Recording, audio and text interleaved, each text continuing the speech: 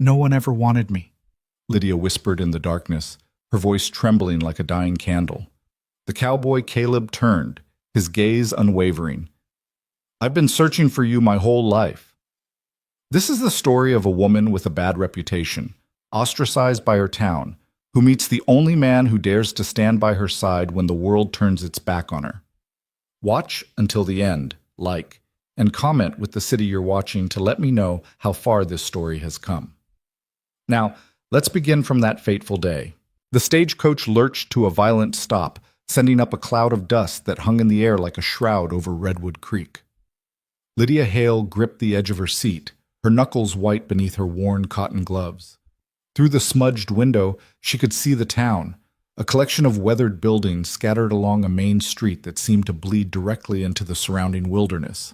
Mountains loomed in the distance, their peaks still capped with snow despite the late spring warmth. This was supposed to be her fresh start. Her 19th fresh start, if she was being honest with herself. The driver climbed down with a grunt, his boots hitting the packed earth with a thud that seemed to echo in the strange stillness. Lydia waited, as she always did, for the other passengers to disembark first. There were only three, a merchant and his wife, and a young man who looked like he was heading to the mines with dreams of gold still bright in his eyes. They would learn soon enough that dreams died quickly in places like this. When the coach finally emptied, Lydia gathered her single carpet bag and stepped down carefully, mindful of her skirts. The fabric was faded but clean, mended in places with stitches so tiny they were nearly invisible. She had learned long ago that appearances mattered, especially when you had nothing else.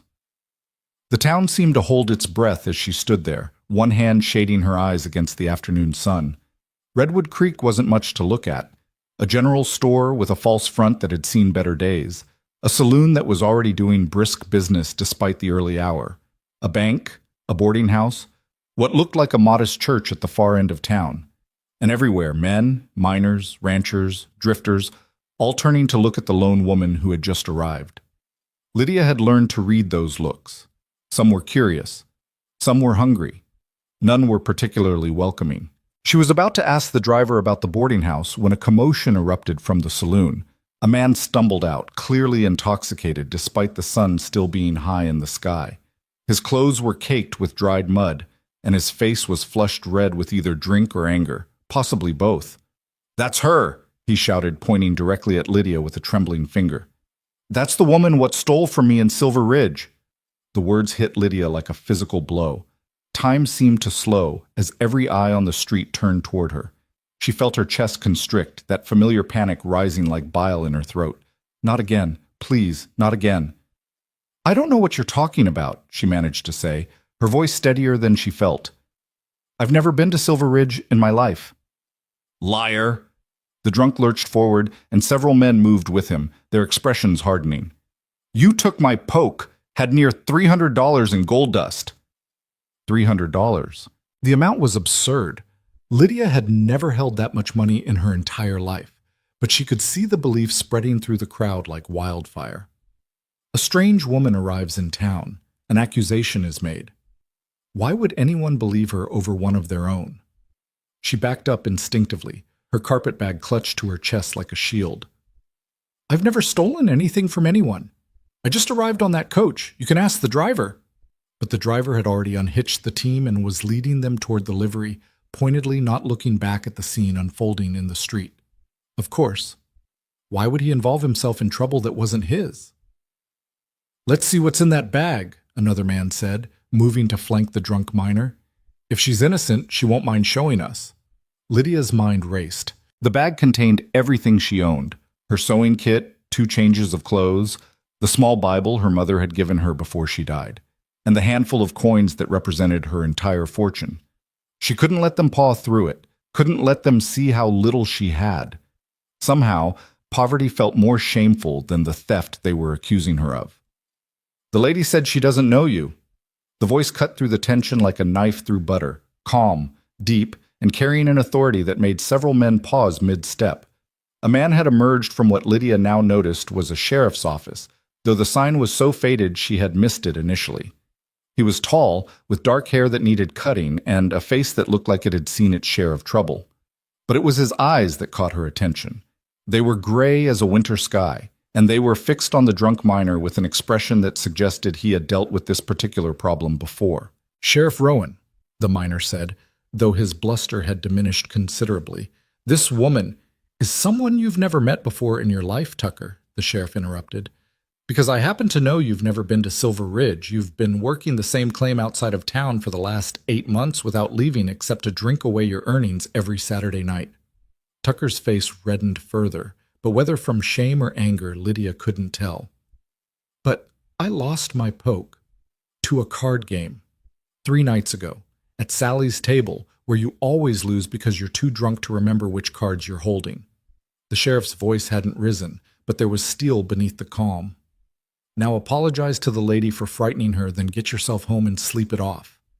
For a moment, Lydia thought the miner might argue, but the sheriff had moved his coat aside slightly, revealing the gun at his hip, and whatever fight Tucker had in him seemed to evaporate. He mumbled something that might have been an apology and stumbled away, supported by one of his friends. The crowd began to disperse, though Lydia could feel their eyes on her, hear the whispers starting. The damage was done. She was the woman accused of theft. In a town like this, the truth mattered less than the story. "Miss," the sheriff had approached her, his hat now in his hands. Up close, she could see the lines around his eyes, the way his jaw was set as if he spent most of his time clenching it. "I apologize for that welcome. Tucker's more mouth than sense on a good day, and this clearly isn't one of his good days." "Thank you for intervening," Lydia managed, though her hands were still shaking. "Though I'm not sure it will matter much. I've seen how these things go." Something flickered across his face, recognition perhaps, or understanding. "You're here for the seamstress position? The one Mrs. Chen advertised in the territorial paper?" Lydia nodded, surprised he knew. "I am, though I'm not sure Mrs. Chen will still want me after that." "Mrs. Chen doesn't put much stock in the opinions of drunks," the sheriff said. There might have been the ghost of a smile at the corner of his mouth, but it was gone before Lydia could be sure. "Her shop is just down the street, above the general store. And Miss Hale, Lydia Hale." "Miss Hale." He settled his hat back on his head. "Might I suggest you find Mrs. Chen sooner rather than later, before the gossips get to her with their version of what just happened?" It was good advice, and Lydia knew it. She thanked him again and started down the street, acutely aware of the eyes following her, the conversations that stopped as she passed and resumed as soon as she was out of earshot. This was how it always went. Arrive in a new place with hope fragile as spun glass. Watch it shatter before you'd even unpacked. The only difference this time was how quickly it had happened. Mrs. Chen's shop was exactly where the sheriff had indicated, reached by an external staircase that creaked ominously under Lydia's weight. She knocked, half hoping no one would answer, that she could just keep moving to the next town, and the next, forever running from a past that seemed determined to follow her. "Come in! Come in!" The voice was brisk, but not unkind, carrying a slight accent that spoke of origins far from this dusty mining town. Lydia opened the door to find a small, neat room filled with the tools of the trade. Bolts of fabric lined one wall, though the selection was modest. A sewing machine, a real one, a Singer, sat by the window where the light was best, and behind a cutting table stood a woman who couldn't have been more than 5 feet tall, with steel-gray hair pulled back severely and eyes that seemed to see everything. "You're the girl from the advertisement," Mrs. Chen said. It wasn't a question. "Sit. Let me see your hands." Lydia set down her bag and extended her hands, palms up. Mrs. Chen studied them for a long moment, the calluses from years of needlework, the tiny scars that were the price of the trade, the neatness of her own mended gloves. "You know your business," Mrs. Chen said finally. "The advertisement said you had experience?" 6 years, Lydia replied. "I apprenticed with a dressmaker in Philadelphia, then worked in St. Louis, Denver, and Virginia City. I can do everything from basic mending to full dress construction. I'm familiar with the latest patterns from the East, though I understand that won't be as relevant here." "You'd be surprised," Mrs. Chen said, moving to her fabric collection.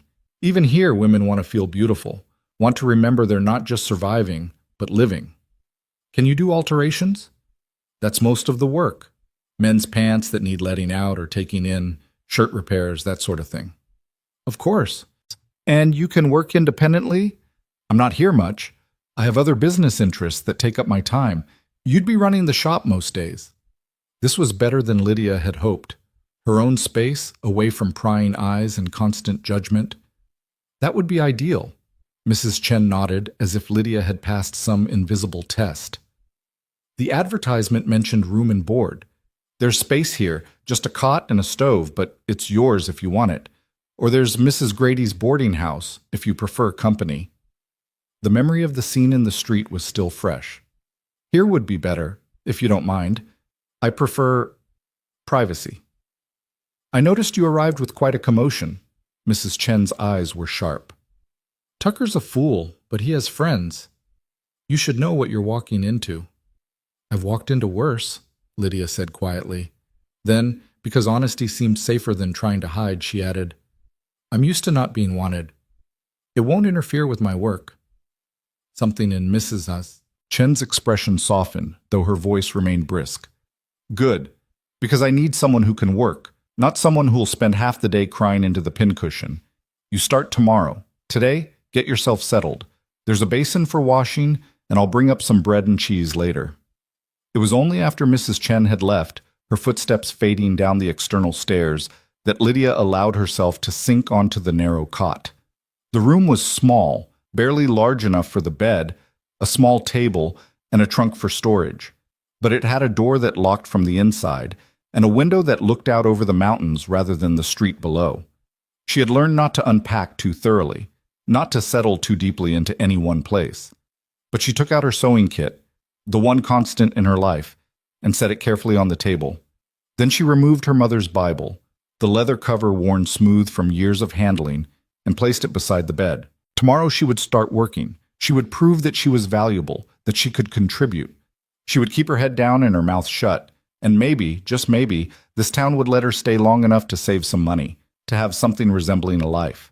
She didn't let herself hope for more than that. Hope was a luxury she had learned to live without. As the sun began to set, painting the mountains in shades of pink and gold, Lydia heard the town coming to life below. Laughter from the saloon, the clang of the blacksmith's hammer working late, horses moving through the street. Somewhere, a woman was singing while she worked, her voice carrying through the evening air. Normal sounds, the sounds of a place where people belonged. Lydia pulled the thin curtain across the window and prepared for bed, though sleep was a long time coming. When it did, she dreamed of Philadelphia, of the life she'd had before everything fell apart. She dreamed of her mother's funeral, of the man who had promised her the world and then destroyed her reputation when she refused to be controlled. She dreamed of all the towns she'd fled from, all the fresh starts that had turned sour. And she woke, as she always did, determined to survive another day. The next morning, Mrs. Chen arrived early with a basket of work. Mrs. Patterson's dress needs letting out. She's with child but won't admit it yet, so be discreet. 3 pairs of men's trousers need repair, and young Lily from the boarding house tore her Sunday dress and is beside herself. Can you fix it so it doesn't show? Lydia took the basket and examined each item, her experienced fingers finding the weak seams, the worn fabric, the places where careful work could extend a garment's life by months or even years. This will take me most of the day. Should I bring them back to the customers when I'm finished? Lily will come by for hers this afternoon. Her mother's strict about her chores. The others can wait until tomorrow. And Miss Hale? Mrs. Chen paused at the door. Whatever you hear said about you in town, remember that talk is cheap and work is valuable. Show them what you can do, and the rest will take care of itself. It was perhaps the kindest thing anyone had said to Lydia in years, and she found herself blinking back unexpected tears as she threaded her first needle of the day. The work was meditative, familiar. Her hands knew what to do without thought, leaving her mind free to wander. But she tried not to let it wander too far down dark paths. Instead, she focused on the present, the morning light streaming through the window, the slight breeze that carried the scent of pine from the mountains, the quiet satisfaction of a seam well sown. Lily arrived around noon, a girl of perhaps 12 with braids the color of wheat and eyes that were both nervous and curious. She looked around the small shop with interest before her gaze settled on Lydia. "You're the new seamstress," she said. "The one Tucker accused of being a thief." There it was. Lydia kept her expression neutral as she retrieved the carefully mended dress. "I am, and I'm not a thief." "I didn't think so," Lily said, surprising her. "Tucker accuses someone of stealing from him every few months. Last time it was Mr. Henderson at the bank. Before that, it was the bartender at the saloon. Mama says he needs to stop drinking or someone's going to shoot him for his lies." From the mouths of babes. Lydia found herself almost smiling as she showed Lily the repair. "I reinforced the whole seam while I was at it, so it should hold up better now. Try to be more careful around fence posts." Lily's eyes widened. "How did you know it was a fence post?" "The wood splinters in the fabric, and the height of the tear suggests you were climbing something you probably shouldn't have been." A flush crept across Lily's cheeks, but she was grinning. "You won't tell my mama? Your secret is safe with me." Lily paid with coins carefully counted from a small purse, then lingered by the door. "You're staying, aren't you? In town, I mean, Mrs. Chen's last seamstress only lasted 3 weeks before she got married to a miner and moved away." "I'm staying," Lydia said, though she couldn't quite bring herself to add, "if the town lets me." After Lily left, the afternoon stretched quiet and peaceful. Lydia worked steadily, losing herself in the rhythm of the needle. But as the shadows began to lengthen, she heard footsteps on the external stairs. Heavy footsteps. A man's footsteps. Her hands stilled on the fabric. She was alone, in a room that was no longer quite so safe feeling. The door was locked, but the lock was flimsy. If someone wanted to... "Miss Hale?" The voice was familiar. The sheriff from yesterday. "Mrs. Chen said you might need these supplies brought up. I have thread and some extra lamp oil." Lydia released a breath she hadn't realized she was holding and opened the door. Sheriff Rowan stood there, a box in his hands, looking slightly uncomfortable. "Mrs. Chen usually brings supplies herself," Lydia said carefully. "She was occupied, asked if I'd mind." He held out the box, not moving to enter. "I know you've no reason to trust a stranger, Miss Hale, especially after yesterday. But I mean you no harm. I'll just set this inside the door if that's acceptable." There was something in his manner, a straightforwardness, a respect for her caution, that made Lydia step back and allow him to place the box just inside the threshold. He didn't look around the room, didn't comment on the sparse furnishings or her meager belongings visible through the open trunk. "Thank you," she said. He nodded, settling his hat back on his head. "Mrs. Chen speaks highly of your work already, says you have a gift for making old things look new again." "It's just careful attention," Lydia demurred. "Nothing special." Still, he paused, as if considering his next words. "I wanted you to know that what happened yesterday, it won't happen again. Not while I'm sheriff. You have the same right to peace as anyone in this town." Lydia wanted to believe him, but she had heard similar promises before, had watched them dissolve like morning mist when the town decided she wasn't worth defending. "That's kind of you to say, Sheriff. But we both know how these things work. I'm the outsider. He's one of yours." "Tucker's a drunk and a fool, and everyone knows it," the sheriff said bluntly. "You're a woman trying to earn an honest living. In my book, that counts for more." After he left, Lydia found herself thinking about his words as she returned to her sewing. "In my book," as if his opinion was the only one that mattered, as if the judgment of one man could shield her from the judgment of an entire town. She wanted to scoff at the naivety of it, but instead she found herself hoping, just a little, that he might be right. Masim. The days began to blur together, falling into a pattern that was almost peaceful. Lydia worked from sunrise to sunset, her needle flying through fabric with practiced precision. The work came steadily, more than she had expected. Apparently Mrs. Chen's last seamstress had left quite a backlog, and word was spreading that the new woman was both skilled and fast. Mrs. Patterson came to collect her altered dress, her relief evident even though she said nothing about her changing figure. The 3 men whose trousers Lydia had repaired came by to pick them up, and one of them, a rancher named Mr. Sullivan, commissioned 2 new shirts, apologizing that his wife had passed the previous winter, and he'd never learned to sew. "Take your time," he said gruffly, "and make them sturdy. I'm not easy on clothes." Little by little, coin by coin, Lydia began to build something that felt almost like security. She kept her savings in a small cloth bag hidden in her mattress, counting the coins each night before she slept. It wasn't much yet, but it was hers, earned honestly, with work she could be proud of. But the town hadn't forgotten the scene in the street. Lydia could see it in the way conversations stopped when she passed, the way some women pulled their skirts aside slightly, as if even proximity to her might taint them. The way men looked at her with speculation in their eyes, as if a woman accused of theft might be guilty of other moral failings as well. She bore it silently, as she always had. What else was there to do? Mrs. Chen proved to be an unconventional employer. She appeared at odd hours, sometimes staying for days, sometimes disappearing for a week at a time. But she always paid promptly, and she seemed satisfied with Lydia's work. "You have good instincts," she said one afternoon, examining a dress Lydia had modified without being told. "You knew Mrs. Harrison would want the neckline lower, even though she didn't say so." "How?" "She kept touching her throat when she tried it on," Lydia explained. "And looking at herself sideways in the mirror. Women do that when they want to see more of something but are afraid to ask." Mrs. Chen nodded thoughtfully. "You watch people." "I have to." Lydia kept her eyes on her stitching. "When you're not wanted, you learn to read the room quickly. Learn when to speak and when to stay silent. Learn when to leave before you're thrown out." "And you think you'll be thrown out of Redwood Creek?" "Eventually." Lydia tied off a thread and snipped it cleanly. "It's what always happens." She didn't elaborate, and Mrs. Chen didn't ask, but something in the older woman's expression suggested she understood more than Lydia had said. 2 weeks after her arrival, the town held what they called a social, an evening gathering in the street with tables of food, music from a few fiddles and a banjo, and dancing as the sun set. Mrs. Chen insisted Lydia attend.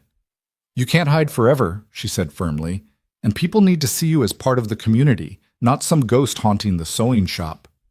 Lydia wanted to refuse, but Mrs. Chen had been kind to her, and she owed the woman at least an attempt at normalcy. So she put on her better dress, still worn, but clean and well-mended, and ventured down into the street as the evening shadows grew long. The social was already in full swing. Long tables groaned under the weight of covered dishes. Children ran between the adults, shrieking with laughter. The musicians had set up near the saloon, and several couples were already dancing in the cleared space that served as the town square. Lydia stood at the edge of it all, her arms wrapped around herself despite the warmth of the evening. She recognized some faces now. Lily and her mother, Mr. Sullivan, Mrs. Patterson with her growing belly. But no one approached her. No one smiled or waved. She was present but not included, visible but unseen. She was about to retreat back to the safety of the shop when a figure materialized beside her. Sheriff Rowan, looking uncomfortable in what must have been his Sunday clothes, though it was only Thursday. "Miss Hale," he said, nodding politely. "Glad to see you decided to come." "Mrs. Chen insisted," Lydia replied, then winced at how ungracious that sounded. "I mean, I understand. These things can be overwhelming, especially when you're new." He paused, watching the dancers. "Especially when the welcome wasn't particularly warm." Lydia glanced at him, surprised by his directness. Most people pretended not to notice social discomfort, as if acknowledging it might be contagious. "You don't strike me as someone who enjoys these gatherings either, Sheriff." "Caleb," he said, "and you're right. I prefer quieter company. But Mrs. Patterson organized this, and she's the school teacher's sister, and the school teacher is courting my deputy, so—" He shrugged. "Politics." Despite herself, Lydia felt her lips twitch toward a smile. "Complicated." "Always is." They stood in companionable silence for a moment, watching the dancers. Then Caleb spoke again, his voice careful. "I notice you've been doing good work for folks. Sullivan says those shirts you made are the best he's ever owned. He's easy to please. He just wanted them to last through a season of hard wear. Still, people are noticing. Your skill, I mean."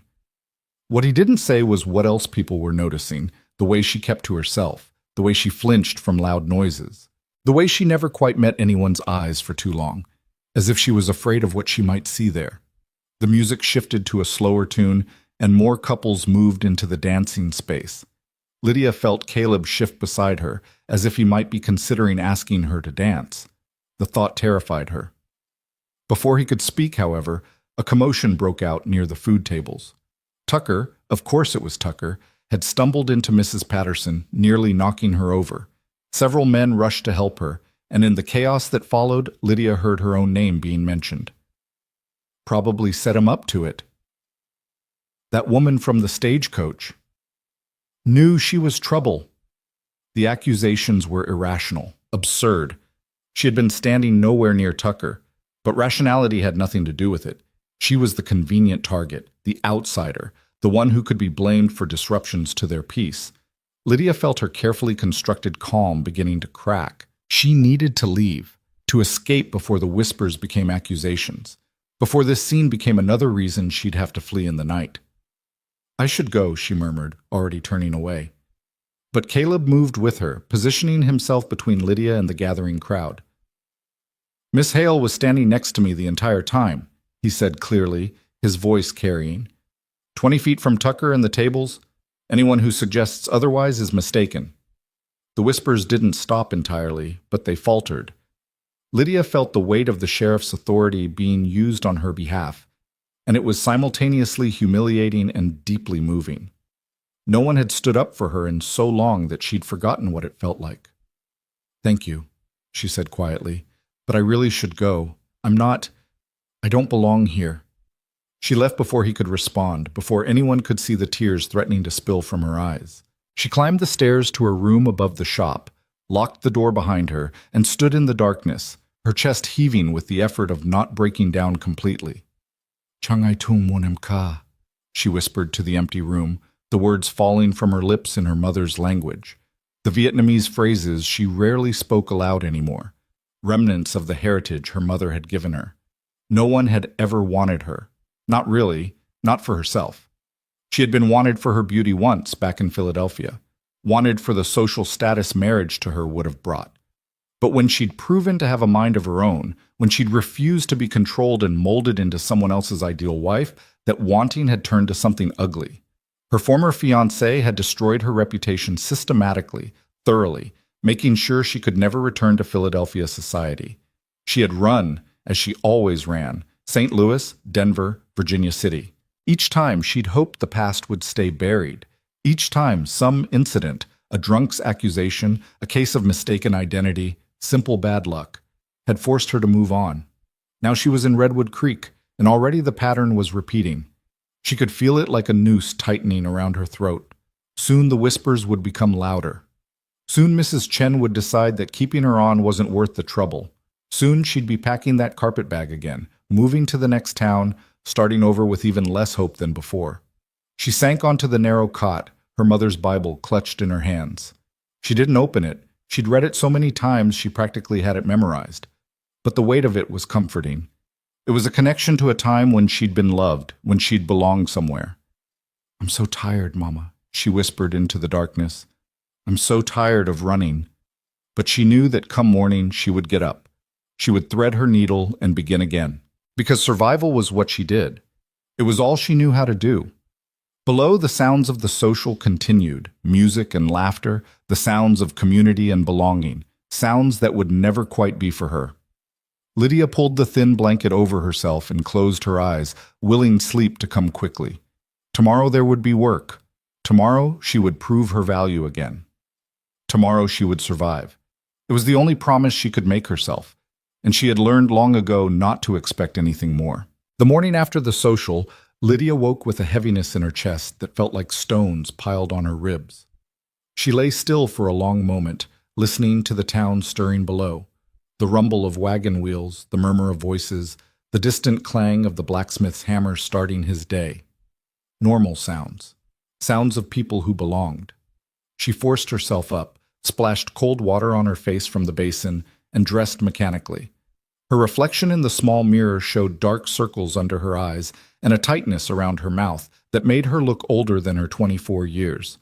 She turned away quickly and reached for her sewing basket. Work. There was always work. Mrs. Chen arrived mid-morning with more than usual, her expression unreadable as she set 3 large bundles on the cutting table. Mrs. Harrison needs a dress for her daughter's wedding next month. Mr. Chen, my nephew, needs 2 suits. And the Dawson boys have all outgrown their church clothes again. Lydia examined each item, grateful for something to focus on besides the memory of last night's humiliation. This is quite a lot. Will you need help with— You can handle it, Mrs. Chen interrupted. I've seen what you can do in a day. Besides, I'll be away for most of the week. Some business in Sacramento that can't wait. The thought of being alone in the shop for an entire week should have been comforting. Instead, Lydia felt a flutter of anxiety. Without Mrs. Chen's presence, however intermittent, she would be even more vulnerable to the town's judgment. Mrs. Chen seemed to read her thoughts.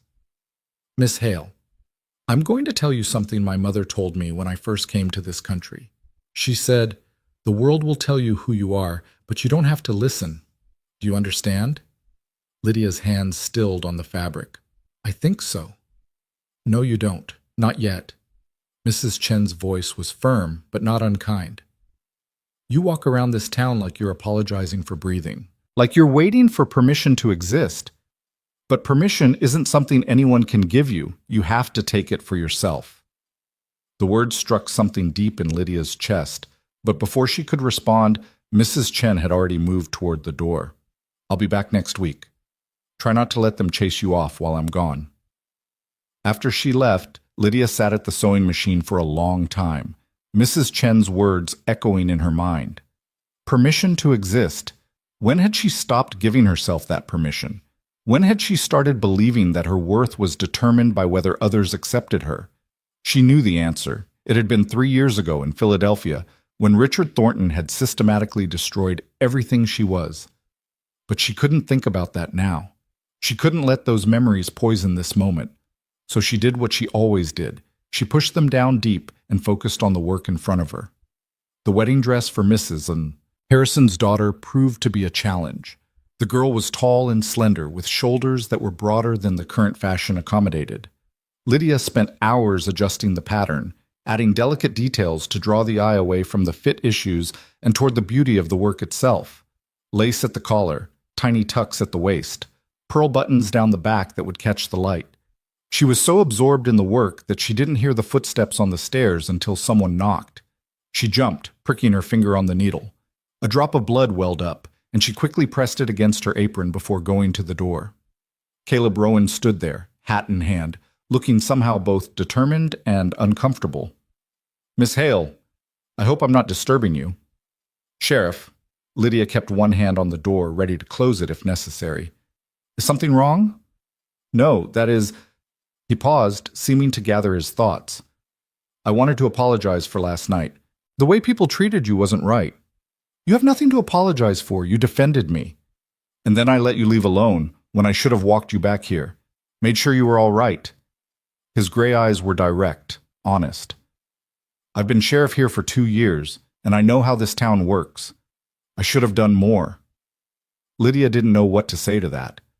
Apologies were rare in her experience, and genuine ones rarer still. It wasn't your responsibility, Sheriff. Maybe not, but I'd like it to be. He must have seen her expression change because he quickly added, That came out wrong. I mean, I'd like to be your friend, Miss Hale, if you'd allow it. This town can be hard on newcomers, especially women on their own. Seems like you could use someone in your corner. Why? The question came out more sharply than she'd intended. Why would you want that? You don't know me. You don't know anything about me. I know you work hard. I know you're honest, Mrs. Chen wouldn't have kept you otherwise. I know you're kind to young Lily and patient with Mrs. Patterson's fussing, and you fixed Mr. Sullivan's shirt so well he actually smiled, which I didn't think was possible. Caleb shifted his weight, clearly uncomfortable with his own earnestness. I also know what it's like to be judged for things that aren't your fault, to have people assume the worst because it's easier than seeing the truth. Something in his voice made Lydia look at him more carefully. There were shadows in his eyes that matched her own, a wariness that spoke of pain that had never quite healed. What happened to you? That's a long story. Maybe one I'll tell you someday, if you're willing to listen. He settled his hat back on his head. For now, I just wanted to say, You're welcome in this town, Miss Hale, no matter what anyone else says. And if Tucker or anyone else bothers you, you come find me. That's not a favor. That's my job." He left before she could respond, his boots heavy on the wooden stairs. Lydia closed the door slowly and returned to her work, but her hands were shaking slightly as she picked up the needle again. She didn't trust kindness. Experience had taught her that kindness usually came with conditions, with expectations that would eventually be used against her. But something about Caleb Rowan felt different. He had asked for nothing, offered friendship without demanding anything in return. It was so foreign to her experience that she didn't know how to process it. The days passed in a rhythm of work and solitude. True to her word, Mrs. Chen was gone for the entire week, leaving Lydia alone with the mounting pile of commissions. She worked late into the nights, her lamp burning long after the rest of the town had gone dark. It was easier to work than to think, easier to lose herself in seams and stitches than to examine the hollow ache in her chest that never quite went away. On Thursday afternoon, a woman Lydia didn't recognize climbed the stairs and entered without knocking. She was perhaps 40, with elaborate curls and a dress that was far too fine for a mining town. Her expression was cool as she surveyed the small shop. "You're the seamstress," she said. It wasn't a question. "I need a dress altered, quickly." Lydia set down her work and stood. "Of course. If you'd like to try it on, I can. I'm not trying on anything in this place." The woman's lip curled slightly. "Just take in the waist by 2 inches. I'll send my maid to collect it tomorrow." She dropped the dress on the table and swept out before Lydia could even confirm the timeline was possible. The dress was beautiful, emerald silk with black lace trim, but when Lydia examined it, she found the construction was shoddy. The seams were uneven, the hem was crooked, and whoever had sewn it originally had clearly been in a hurry or didn't care about quality. She spent the next several hours not just taking in the waist, but correcting all the other issues as well. It was more work than she'd been asked to do, more work than she'd be paid for, but she couldn't bring herself to return a garment that wasn't perfect. Her pride wouldn't allow it. The maid appeared the next day as promised, a timid girl who looked terrified of everything. "Mrs. Whitmore sent me for the dress," she whispered. Lydia handed it over, carefully wrapped. "Please tell Mrs. Whitmore that I corrected some construction issues in addition to taking in the waist. There's no additional charge." The girl's eyes widened. "You fixed it? But Mrs. Whitmore said—" She stopped abruptly, her face flushing. "Thank you, miss. I'll tell her." 2 hours later, Mrs. Whitmore herself returned, the dress in her hands. For a horrible moment, Lydia thought she was angry about the additional work, but when the woman spoke, her voice was grudgingly respectful. "My maid said you fixed the entire dress, not just what I asked for. The construction was poor, I couldn't let it go out like that. This dress cost me $40 in Virginia City. The dressmaker there told me it was the finest work available." Mrs. Whitmore's expression was hard to read. "You're saying she cheated me?" Lydia chose her words carefully. "I'm saying the work wasn't up to the standard it should have been for that price. If you'd like, I can show you—" "That won't be necessary." Mrs. Whitmore set the dress down and opened her reticule. "What do I owe you for the alterations?" $2 was the agreed price. "For the amount of work you did?" Mrs. Whitmore counted out $5. "I'm not a fool, Miss Hale. I know quality when I see it, even if I have to swallow my pride to admit I was wrong about you." After she left, Lydia stared at the coins in her hand. It wasn't an apology exactly, but it was something, an acknowledgement, a small crack in the wall of judgment that surrounded her. That evening, as she was closing up the shop, she heard shouting from the street below. She moved to the window and saw Tucker staggering down the main street, a bottle in his hand, yelling at anyone who would listen. "That woman up there!" He pointed directly at her window. "She's a witch. Put a curse on me, she did. Haven't had a moment's luck since she came to town." Lydia's heart sank. It was happening again. The accusations would get wilder, the townspeople more suspicious, until staying became impossible. She stepped back from the window, her breath coming short. But then she saw Caleb emerge from the sheriff's office. He didn't shout or draw his gun. He simply walked up to Tucker, took the bottle from his hand, and said something Lydia couldn't hear. Whatever it was, it made Tucker deflate like a punctured balloon. Caleb steered him toward the jail, one hand on his shoulder, not rough, but implacable. The crowd that had gathered slowly dispersed, muttering among themselves. Lydia waited for someone to look up at her window with accusation in their eyes. But no one did. They just went back to their business, as if drunken ravings were too common to merit real attention. Later that night, there was a knock at her door. She opened it to find Caleb standing there, looking tired. "Just wanted to make sure you were all right," he said.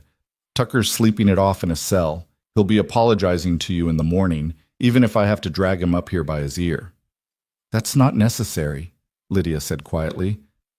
"I'm used to it." "Well, you shouldn't be." There was an edge of anger in his voice, though she didn't think it was directed at her. "You shouldn't have to be used to being treated like that." "Sheriff Rowan, Caleb, please. Sheriff makes me feel like I'm arresting someone." Despite everything, Lydia felt a small smile tug at her lips. "Caleb, then. Why are you doing this, really? What do you get out of defending me?" He was quiet for a long moment, his eyes searching her face. "Because somebody should," he said finally. "Because you deserve it. And because—" He paused, seeming to weigh his words. "Because I know what it's like to carry shame that isn't yours to carry. To have people judge you for something that wasn't your fault or for mistakes you've already paid for 100 times over. What did you do?" The question slipped out before she could stop it. "Like I said, that's a long story." He glanced down the street, where lanterns were being lit against the gathering dusk. "But if you ever want to hear it, if you ever want to trade stories about the things that haunt us, I'm willing. No judgment, no expectations, just honesty." After he left, Lydia stood in the doorway for a long time, watching the town settle into evening. Two men stood talking outside the saloon. A woman carried a basket of laundry past. A dog trotted down the street, purpose in its stride. Normal life continuing around her, but not quite including her. But maybe, just maybe, that was starting to change. The following week, Mrs. Chen returned from Sacramento with new fabric and a satisfied expression. "I see you haven't fled yet," she said, examining the completed work laid out on the table. "Good. That would have been disappointing." "Mrs. Whitmore came back," Lydia said. "She paid extra for the work." "Of course she did. Rebecca Whitmore is many things, but she recognizes value when it's pointed out to her." Mrs. Chen ran her fingers over the wedding dress, now nearly complete. "This is beautiful work, Miss Hale. Mrs. Harrison will be very pleased." "I hope so." "You hope so?" Mrs. Chen raised an eyebrow. "You should know so. This is the finest dressmaking this town has seen in 5 years. You have a gift." Lydia felt heat rise in her cheeks. Compliments always made her uncomfortable. They felt like traps, like something that could be taken away as soon as she started to believe them. "I just do what needs to be done." "That's not humility. That's fear," Mrs. Chen said bluntly. "You're afraid to claim your own skill because someone once used your confidence against you. Am I wrong?" The question landed like a blow. Lydia's hands stilled on the fabric she'd been folding. "How did you— I told you, I watch people." Mrs. Chen's expression softened slightly. "I came to this country when I was 16. I was supposed to marry a merchant in San Francisco, but he died before I arrived. So there I was, alone in a foreign country, with nothing but the clothes on my back and the knowledge my mother had given me. Do you know what I learned?" Lydia shook her head. "I learned that the world is full of people who will tell you what you're worth. And most of them will tell you you're worth less than you are because it benefits them to have you believe it. Employers who want cheap labor, men who want compliant wives, communities that need someone to look down on so they can feel superior." Mrs. Chen moved to the window, looking out at the street below. "The only defense against that is to know your own worth and refuse to negotiate it." "That's easier said than done." "Of course it is. Everything worth doing is hard." Mrs. Chen turned back to face her. "But you're doing it already, whether you realize it or not. You're still here. You're still working. You haven't let them drive you away. That takes strength, Miss Hale. More strength than most people have."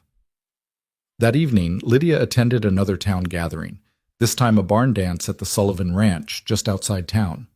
Mrs. Chen had insisted again, and Lydia was starting to realize that her employer's insistence was less about social propriety and more about forcing her to engage with the community. The Sullivan Ranch was modest but well-maintained, with a large barn that had been cleared for dancing.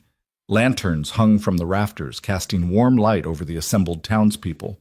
Someone had brought a fiddle, someone else a guitar, and the music was lively enough to set feet tapping. Lydia stood near the door, ready to bolt if necessary. But this time, something was different. Mrs. Whitmore caught her eye and gave a slight nod, not quite friendly, but acknowledging. Lily ran up with a torn hem and a pleading look, and Lydia found herself laughing as she knelt to pin it temporarily. Mr. Sullivan pressed a cup of cider into her hand and thanked her again for the shirts. Small things, tiny cracks in the wall, and then Caleb appeared at her elbow, looking even more uncomfortable in social situations than she felt. "Miss Hale." "Lydia, if I may?" She nodded, too surprised by the use of her first name to object. "I'm not much of a dancer," he said, "but if you'd be willing to take a turn with someone who'll probably step on your feet, I'd be honored."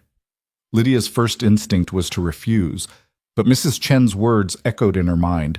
Permission to exist, the right to take up space in the world.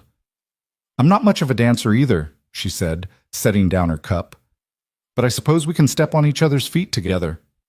His smile transformed his face, softening the hard lines and making him look younger. He led her onto the floor as a slower song began, and placed one hand carefully at her waist, the other holding hers with a gentleness that suggested he was very aware of respecting her boundaries. They moved through the dance, and he was right. He wasn't graceful, but there was something solid and reassuring about him, something that made her feel safer than she had in years. "Thank you," she said quietly, barely audible over the music.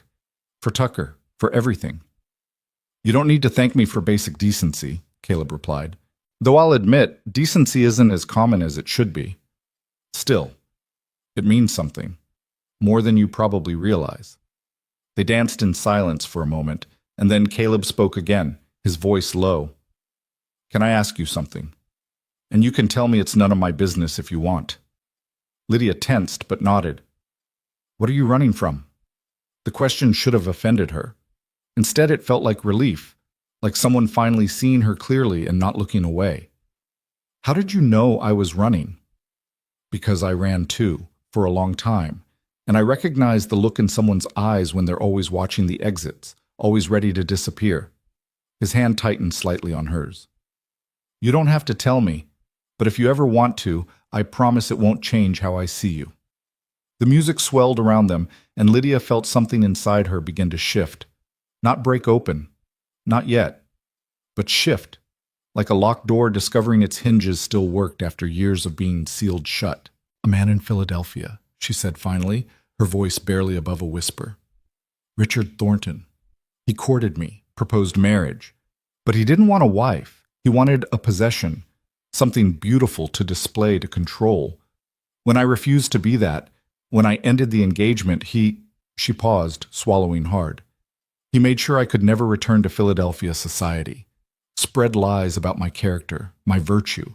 Made it impossible for me to find work, to be accepted anywhere." "So you ran." "So I ran. St. Louis, Denver, Virginia City, and now here." She met his eyes, expecting to see pity or disgust. Instead, she saw only understanding. "Each time, something happens. Some incident that resurrects the whispers, that makes people look at me like I'm tainted. And I run again."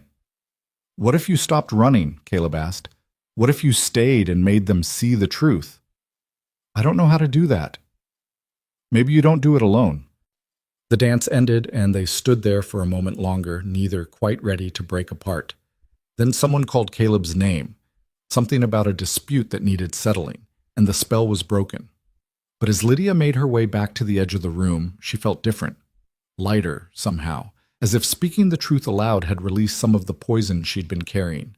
She was gathering her shawl to leave when Mrs. Patterson approached, her hand resting protectively on her growing belly. "Miss Hale, I wanted to thank you for the dress alterations. And to apologize." Lydia blinked in surprise. "Apologize? For what?" "For not speaking up sooner, at the social, when Tucker made those accusations. I knew they were nonsense. Everyone knows Tucker can't be trusted when he's been drinking, but I didn't say anything. I let you stand there alone." Mrs. Patterson's expression was genuinely remorseful. That was cowardly of me, and I'm sorry. Oh, you don't need to apologize, Lydia said, though the words meant more than she could express. Really? Yes, I do. We all do. Mrs. Patterson glanced around the barn at the people dancing and laughing. This town can be hard on outsiders. We're so far from everything else that we get insular, suspicious. But that's not an excuse for cruelty. You've been nothing but professional and kind since you arrived, and you deserve better than whispers and accusations. After Mrs. Patterson walked away, Lydia stood there feeling oddly shaken. 2 apologies in as many weeks. People defending her. Caleb standing with her on the dance floor where everyone could see. It was too much, too fast. She didn't know how to trust it. But as she walked back to town in the cool night air, the sounds of the barn dance fading behind her, she found herself thinking about Caleb's question. What if she stopped running? What if she stayed and fought for her place here? The idea was terrifying, but it was also, for the first time in 3 years, possible. She was halfway up the stairs to her room when she heard footsteps behind her. She turned quickly, her heart racing, and found Caleb at the bottom of the stairs, slightly out of breath. I wanted to make sure you got back safely, he said. The walk from Sullivan's place isn't far, but it's dark. I'm perfectly capable of walking in the dark, Sheriff. Caleb, and I know you are, but I wanted to anyway. He paused, then added, I also wanted to tell you something about my own past, since you shared yours. Lydia descended a few steps, close enough to see his face clearly in the moonlight. You don't have to. I want to. He took off his hat, turning it in his hands. I told you I understood what it was like to carry shame. That wasn't idle talk. 10 years ago, I was young and stupid and angry at the world. Got mixed up with some men who were robbing stagecoaches. I didn't shoot anyone, didn't hurt anyone, but I was there. I participated. And I got caught. Lydia felt her breath catch. You were an outlaw. I was. Spent 3 years in prison for it. When I got out, I had nothing. No money, no prospects, no one who'd trust me. I drifted for a while, took whatever work I could find. Then I ended up here, and the previous sheriff, old Tom Brennan, he took a chance on me, made me his deputy, taught me that what you did yesterday doesn't have to define what you do tomorrow. And the town knows this? They do. Some of them, anyway. The older residents, the ones who were here when Tom hired me. When he died 2 years ago and the town needed a new sheriff, there were plenty who said I shouldn't get the job, said you couldn't trust a former outlaw with a badge. He met her eyes. But enough people spoke up for me, said they'd seen who I was now, not just who I'd been. So I got the job. Plus, Lydia understood what he was telling her, not just his history, but the path he'd walked from shame to redemption, the possibility that she could walk it too. Thank you for telling me, she said softly. Thank you for listening. He settled his hat back on his head. Good night, Lydia, and welcome to Redwood Creek, for real this time. As she climbed the rest of the stairs to her room, Lydia felt something unfamiliar stirring in her chest. It took her a long moment to recognize it. Hope. The hope Lydia had felt that night proved fragile in the days that followed. She woke each morning half expecting it to have evaporated like morning dew, but somehow it persisted, a small warm ember in her chest that refused to be extinguished. Work continued to flow steadily through the shop, and with each satisfied customer, each coin added to her hidden savings, she felt herself growing incrementally more solid, more real. Mrs. Harrison collected the wedding dress on a Wednesday afternoon, tears streaming down her face as she held the garment up to the light. My Sarah will look like an angel, she whispered, running her fingers over the delicate lacework. Miss Hale, this is the most beautiful thing I've ever seen. I'm glad you're pleased, Lydia said, feeling warmth spread through her chest at the genuine emotion in the woman's voice. Pleased? I'm overwhelmed. Mrs. Harrison carefully folded the dress and placed it in the box she'd brought. My husband and I would be honored if you'd attend the wedding. It's this Saturday at the church, and there'll be a celebration afterward. Lydia's immediate instinct was to refuse, to hide behind some polite excuse, but she thought of Caleb's words, of Mrs. Chen's insistence that she stop apologizing for existing. I'd be delighted to come, she heard herself say. After Mrs. Harrison left, Lydia stood at the window watching her walk down the street, the box held carefully in her arms. The woman had invited her, not out of obligation, but genuine desire. It was such a small thing, but it felt monumental. That evening, Caleb appeared at her door with a basket covered in cloth. "Mrs. Patterson made too much stew," he said, though his expression suggested this was a carefully constructed excuse. "Thought you might like some." Lydia accepted the basket, the warmth of it seeping through the cloth. "Tell Mrs. Patterson thank you, though I suspect she didn't accidentally make too much of anything." "You'd be right about that." Caleb shifted his weight, seeming uncertain. "Actually, I was wondering if you'd like some company while you eat it, unless you prefer dining alone, which I'd understand." The invitation surprised her, but not unpleasantly. She stepped aside to let him in, suddenly aware of how sparse her living space was. Just the cot, the table where she worked, the trunk with her few belongings. No decorations, no personal touches beyond her mother's Bible on the small shelf. It was the room of someone always ready to flee. "It's not much," she said, feeling the need to apologize. "It's honest," Caleb replied, removing his hat. "No pretense. I appreciate that." They sat at the small table, sharing the stew Mrs. Patterson had sent. For a while they ate in comfortable silence, but Lydia found herself watching him, the way he moved with deliberate care in the confined space, the way his eyes took in everything without judgment. There was a quietness to him that she found soothing, so different from Richard's constant need to dominate every conversation, every room. "Can I ask you something?" Lydia said finally, setting down her spoon. "Of course." "That night at the dance, you said you recognized that I was running. How long did you run before you stopped?" Caleb was quiet for a long moment, his fingers tracing the rim of his bowl. 5 years, give or take. After I got out of prison, I couldn't stay anywhere for long. Every time someone found out about my past, I'd get run out of town or worse. Had a man in Colorado threaten to lynch me just for walking into his store. Said he didn't want criminals touching his merchandise. That's horrible. It was life. My life, anyway. I got used to moving on before I could get attached to anything or anyone. He met her eyes. Then I came here, and Tom Brennan didn't ask about my past. He asked what kind of man I wanted to be going forward. First person who'd ever asked me that. And what did you tell him? I told him I wanted to be someone who helped instead of hurt, someone people could depend on. He said that was good enough for him, and he'd give me the chance to prove it. Caleb's expression softened with memory. Took me 2 more years after that to really stop running, to believe that this place could actually be home. Lydia absorbed this, feeling the weight of his words. "Do you ever worry it'll be taken away?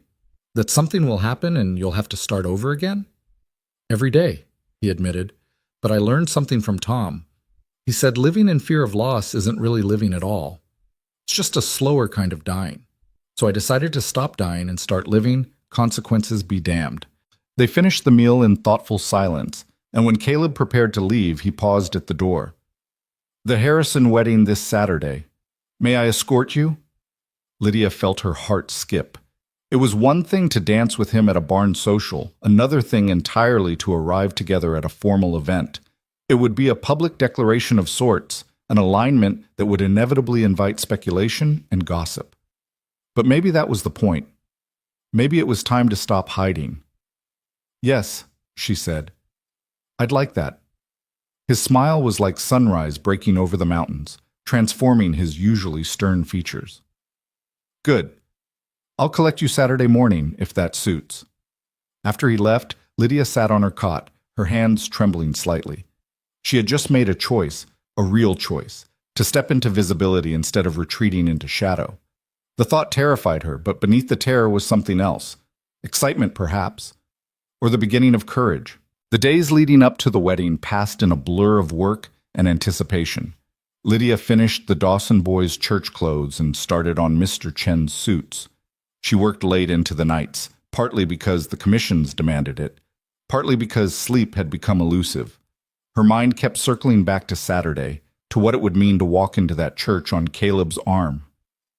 On Friday evening, Mrs. Chen appeared with a package wrapped in brown paper. "Open it," she commanded, settling into the chair by the window. Inside was fabric, beautiful deep blue cotton with a subtle pattern woven through it. Enough for a dress, and of far better quality than anything Lydia could have afforded on her own. "Mrs. Chen, I can't accept this." "You can and you will. You're attending a wedding tomorrow, and you need something better than that worn gray thing you've been wearing." Mrs. Chen's tone brooked no argument. "Besides, it's not charity. Consider it payment for all the extra work you've been doing. The corrections you make without being asked, the care you take with every piece. You've earned it." Lydia felt tears prick her eyes. "Thank you." "Don't thank me. Just make yourself something beautiful and wear it with your head high." Mrs. Chen stood to leave, then paused. "And Miss Hale? I'm glad you're staying. I think Redwood Creek is better with you in it." After she left, Lydia spread the fabric on her work table, running her hands over the smooth surface. There wasn't enough time to make anything elaborate, but she could manage something simple and elegant. She worked through the night, her needle flying, pouring all her skill and hope into every stitch. By dawn, she had a dress that fit her perfectly, that made her look like someone who belonged somewhere. Saturday morning arrived cool and clear, the kind of spring day that promised summer wasn't far behind. Lydia dressed carefully, pinning up her dark hair and studying herself in the small mirror. The woman looking back at her seemed different somehow. Still cautious, still carrying shadows in her eyes, but no longer quite so defeated. Caleb arrived precisely when he'd said he would, wearing what must have been his only suit. It was slightly worn at the elbows, but clean and well-maintained. When he saw her, his eyes widened slightly. "You look beautiful," he said, and the simplicity of the compliment made it feel true. They walked to the church together through the awakening town, and Lydia felt eyes on them from every direction. She kept her chin up, her hand resting lightly on Caleb's offered arm, refusing to shrink from the attention. Let them look, let them wonder. She was done apologizing for existing. The church was small but lovingly maintained, its white paint gleaming in the morning sun. Inside it was already crowded with townspeople in their Sunday best. Lydia felt the whispers start as they entered, felt the weight of dozens of eyes assessing, judging, speculating. But Caleb's presence beside her was steady, grounding, and she found she could breathe through the discomfort. They found seats near the back, and Lydia let herself focus on the beauty of the moment rather than the whispers. Flowers adorned every available surface, their sweet scent filling the air. Someone had strung ribbons along the pews, and when Sarah Harrison entered in the dress Lydia had made, there was a collective gasp of admiration. The ceremony was simple and heartfelt, and Lydia found herself unexpectedly moved by the vows being exchanged. To have and to hold, in sickness and health, for richer or poorer. She had once believed in such promises, back when she was young and naive enough to think love could conquer anything.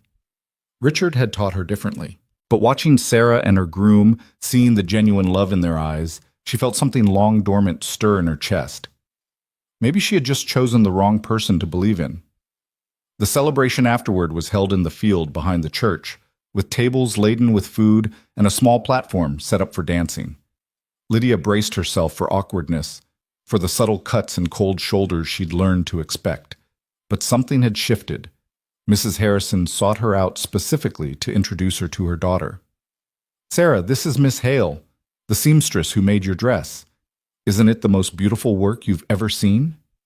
Sarah, radiant with happiness, took Lydia's hands in hers. "It's perfect. Absolutely perfect. I felt like a princess walking down that aisle, and it's all because of you." "I'm so glad," Lydia managed, overwhelmed by the genuine warmth in the young woman's voice. "You must make my going-away outfit too," Sarah continued. "And when we're settled in Sacramento, I'll send all my friends to you. You're too talented to stay hidden in this little town." It was perhaps the highest compliment Lydia had ever received, and she felt tears threaten again. But these were different tears, tears of being seen, of being valued for her skill rather than judged for her past. As the afternoon wore on, Lydia found herself drawn into conversations she would normally have avoided. Mrs. Whitmore discussed fashion trends from the East with surprising knowledge, and even asked Lydia's professional opinion. Mr. Sullivan introduced her to his brother, who was visiting from Oregon and needed a new suit. Even Tucker, sober for once, approached with hat in hand and mumbled an apology that sounded almost sincere. "I was wrong to accuse you that day," he said, not quite meeting her eyes. "I was drunk and stupid, and I'm sorry for the trouble I caused." Lydia could have held on to her anger, could have made him grovel, but she found she had no desire to. "Thank you for the apology, Mr. Tucker. I accept it."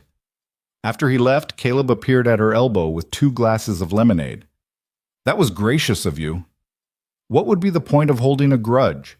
He's just a lonely, unhappy man looking for someone to blame for his problems." She accepted the glass gratefully. "I've been that person, not drunk, but definitely looking for someone to blame. It doesn't help." They found a quiet spot away from the main celebration, sitting on a fallen log at the edge of the field. From here, they could see the mountains rising in the distance, still snow-capped and majestic. The afternoon sun painted everything in shades of gold. "I've been thinking about what you asked me," Caleb said after a while, "about what I'm getting out of defending you. And I realize the question itself shows how much you've been hurt." Lydia turned to look at him. "What do you mean? You can't imagine that someone might defend you simply because it's right. There has to be an angle, a benefit, something they're getting out of it, because that's what you've learned, that kindness always comes with a price." His gray eyes were intense, serious. "But what if it doesn't? What if some people are just good, just decent, without expecting anything in return?" "I want to believe that," Lydia said quietly. "I do, but it's hard to trust when trust has been used against you so many times." "I know, but Lydia—" He paused, seeming to gather his courage. "I need you to understand something. My interest in you, my desire to defend you, to be your friend, it's not just about being decent. It's also because He stopped, frustration crossing his face. "I'm not good with words. Never have been." "Try," she said softly, her heart beating faster. "From the moment I saw you step off that stagecoach, looking terrified but determined not to show it, I was drawn to you. And every conversation we've had since has only made that stronger. You're brave in ways you don't even realize. You're skilled and smart, and you care about doing things right, even when no one's watching. And you've survived things that would have broken most people." He turned to face her fully. "So yes, I defend you because it's right. But I also defend you because I care about you, more than I probably should, given how recently we met." Lydia felt like all the air had left her lungs. No one had spoken to her like this in 3 years. No one had seen her as anything but damaged goods, a woman with a tainted reputation. But Caleb was looking at her like she was something precious, something worth protecting. "I don't know what to say," she whispered. "You don't have to say anything. I'm not asking for anything from you, Lydia. I just wanted you to know the truth, because I'm tired of hiding things, tired of pretending to be less than I am or feel less than I do." He reached out slowly, giving her time to pull away, and took her hand. "You asked me once what I was running from, but maybe the better question is what I was running toward. And I think I've been running toward you all along, even before I knew you existed." The words hung in the air between them, beautiful and terrifying. Lydia wanted to believe them so badly it hurt, but fear was a powerful thing, and it whispered that this was too good to be true, that something would ruin it, that she would be hurt again. "I'm scared," she admitted. "The last man who said he cared about me used it to control me. When I wouldn't be controlled, he destroyed my life. I'm not him." Caleb's voice was firm, certain. "And I would never ask you to be anything other than exactly who you are. Your strength, your independence, your skill, those aren't things to be suppressed or controlled. They're things to be celebrated. You say that now, I'll say it tomorrow, and the day after, and every day after that if you'll let me." He squeezed her hand gently. "But I understand if you need time, if you need proof. I can wait. I'm good at waiting." Before Lydia could respond, a commotion erupted from the main celebration. Raised voices, the sound of something crashing. They both stood quickly and hurried back to find a man she'd never seen before standing in the center of the crowd, his expensive suit and polished bearings setting him apart from the rough-hewn miners and ranchers. Her blood turned to ice. She would know that profile anywhere, those aristocratic features that she'd once thought handsome. Richard Thornton had found her. "There she is," Richard said, his voice carrying across the sudden silence. "Lydia, darling, I've been searching for you for months. Caleb moved slightly in front of her, a subtle shift that put himself between her and Richard. Who are you? Richard Thornton, of the Philadelphia Thorntons. Richard's smile was charming, practiced, and completely false. And you are? Sheriff Caleb Rowan. This is my jurisdiction, and you're disrupting a celebration. State your business or move along. My business is with my fiancée. Richard's eyes locked on Lydia, and she saw the anger beneath the polished surface. Lydia, this game has gone on long enough. It's time to come home and stop embarrassing yourself with this vagabond lifestyle. I'm not your fiancée, Lydia said, finding her voice though it shook. I haven't been for 3 years. You need to leave. Is that what you've been telling people? That we ended our engagement? Richard laughed, but there was no humor in it. Darling, everyone knows you had a nervous breakdown and ran away. I've been faithfully waiting for you to recover your senses. The lies were so smooth, so believable, that Lydia saw doubt flicker across several faces in the crowd. This was what Richard did best. He controlled narratives, shaped perceptions, made people believe his version of reality. That's not true, she said, but her voice sounded weak even to her own ears. Isn't it? Richard pulled a folded paper from his coat. I have a letter here from your aunt in Philadelphia, begging me to find you and bring you home. She's been worried sick. My aunt is dead, Lydia said flatly. She died 6 months before I left Philadelphia, so whoever wrote that letter, it wasn't her. Richard's smile faltered for just a moment, but he recovered quickly. You're obviously still unwell, Lydia, confused. But don't worry, I'm here to take care of you now. We'll go somewhere quiet, somewhere you can rest and recover. She's not going anywhere with you. Caleb's voice cut through Richard's practiced speech like a knife. The lady says she's not your fiancée. That's the end of it. With all due respect, Sheriff, this is a private matter between myself and my intended. I don't see how it concerns you. It concerns me because you're harassing a resident of my town, and from what I'm hearing, you've been doing it for 3 years. Caleb's hand rested on his gun belt, not threatening, but present. Now, I'm going to give you a choice. You can leave Redwood Creek peacefully, or I can escort you out. Your preference. Richard's facade cracked, revealing the rage underneath. You have no idea who you're dealing with, Sheriff. My family has connections that reach all the way to Washington. One telegram from me could end your career. Maybe, but that won't change the fact that you're leaving today. Caleb didn't move, didn't raise his voice, but there was steel in every word. Lydia Hale is under my protection, and I don't take kindly to men who threaten women. Now move along before I find a reason to hold you in a cell for the night. For a tense moment, Lydia thought Richard might push it further, but he must have seen something in Caleb's eyes that told him this was a fight he wouldn't win. He turned his attention back to Lydia, his expression hardening. This isn't over, he said quietly, meant only for her. You can't hide forever. Sooner or later, you'll have to face the consequences of humiliating me. The only thing I need to face, Lydia said, surprised by the steadiness in her own voice, is the future I'm building here, without you. You don't own me, Richard. You never did. And I'm done running from the lies you spread. She saw shock flicker across his face. He had clearly expected her to crumble, to be the same frightened girl he'd terrorized 3 years ago. But she wasn't that girl anymore. Redwood Creek, Mrs. Chen, Caleb, even the townspeople who were slowly learning to accept her, they had shown her that she was more than Richard's victim. Richard opened his mouth to respond, but Caleb stepped forward. I believe the lady has made herself clear. Now, there's a stage leaving for Sacramento in an hour. I strongly suggest you be on it. 2 of the ranch hands, Sullivan's sons, both large and capable looking, moved to flank Richard. The message was clear. He could leave peacefully, or he could be made to leave. But he was leaving. Richard smoothed down his coat with hands that trembled slightly with suppressed rage. You'll regret this, Lydia. All of you will. He stalked away toward town, his expensive boots kicking up dust. The crowd watched him go in stunned silence, then slowly began to murmur among themselves. Lydia felt her knees weaken, and Caleb was there immediately, his hand supporting her elbow. Are you all right? I don't know, she whispered. He found me. After all this time, he actually found me. And he's leaving. You faced him down, Lydia. Do you understand that? You stood up to him. Caleb's voice was fierce with pride. That took incredible courage. Mrs. Chen pushed through the crowd, her expression thunderous. Was that the man from Philadelphia? The one who destroyed your reputation? Lydia could only nod, still shaking from the confrontation.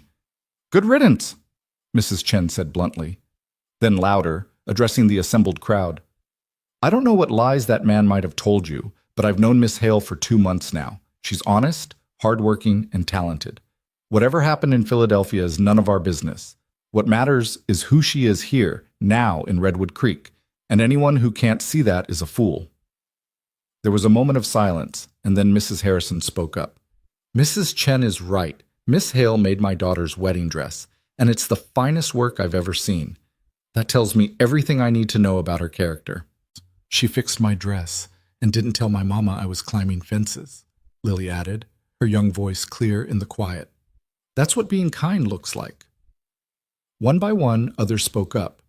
Mr. Sullivan, Mrs. Patterson, even Mrs. Whitmore, grudgingly but genuinely. They weren't defending her out of pity. They were defending her because they had seen her work, her character, her worth. Because she had earned their respect through her actions, not through her past. Lydia felt tears streaming down her face, but for once they were tears of relief, of gratitude, of belonging. This town, these people, were standing with her, not because they had to, but because they wanted to.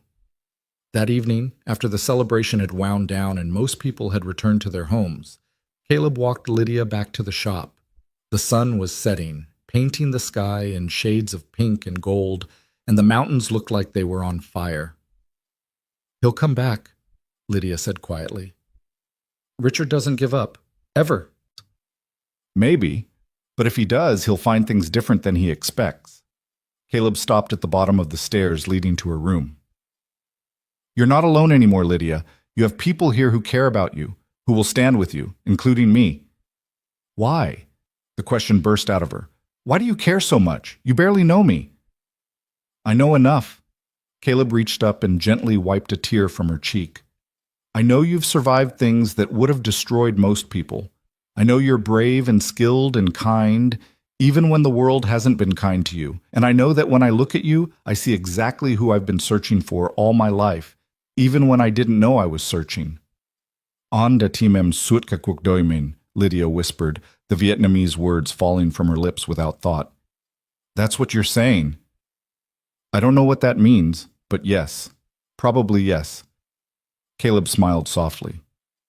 You don't have to believe me yet. You don't have to trust me, but I'll keep showing up, keep proving it until you do.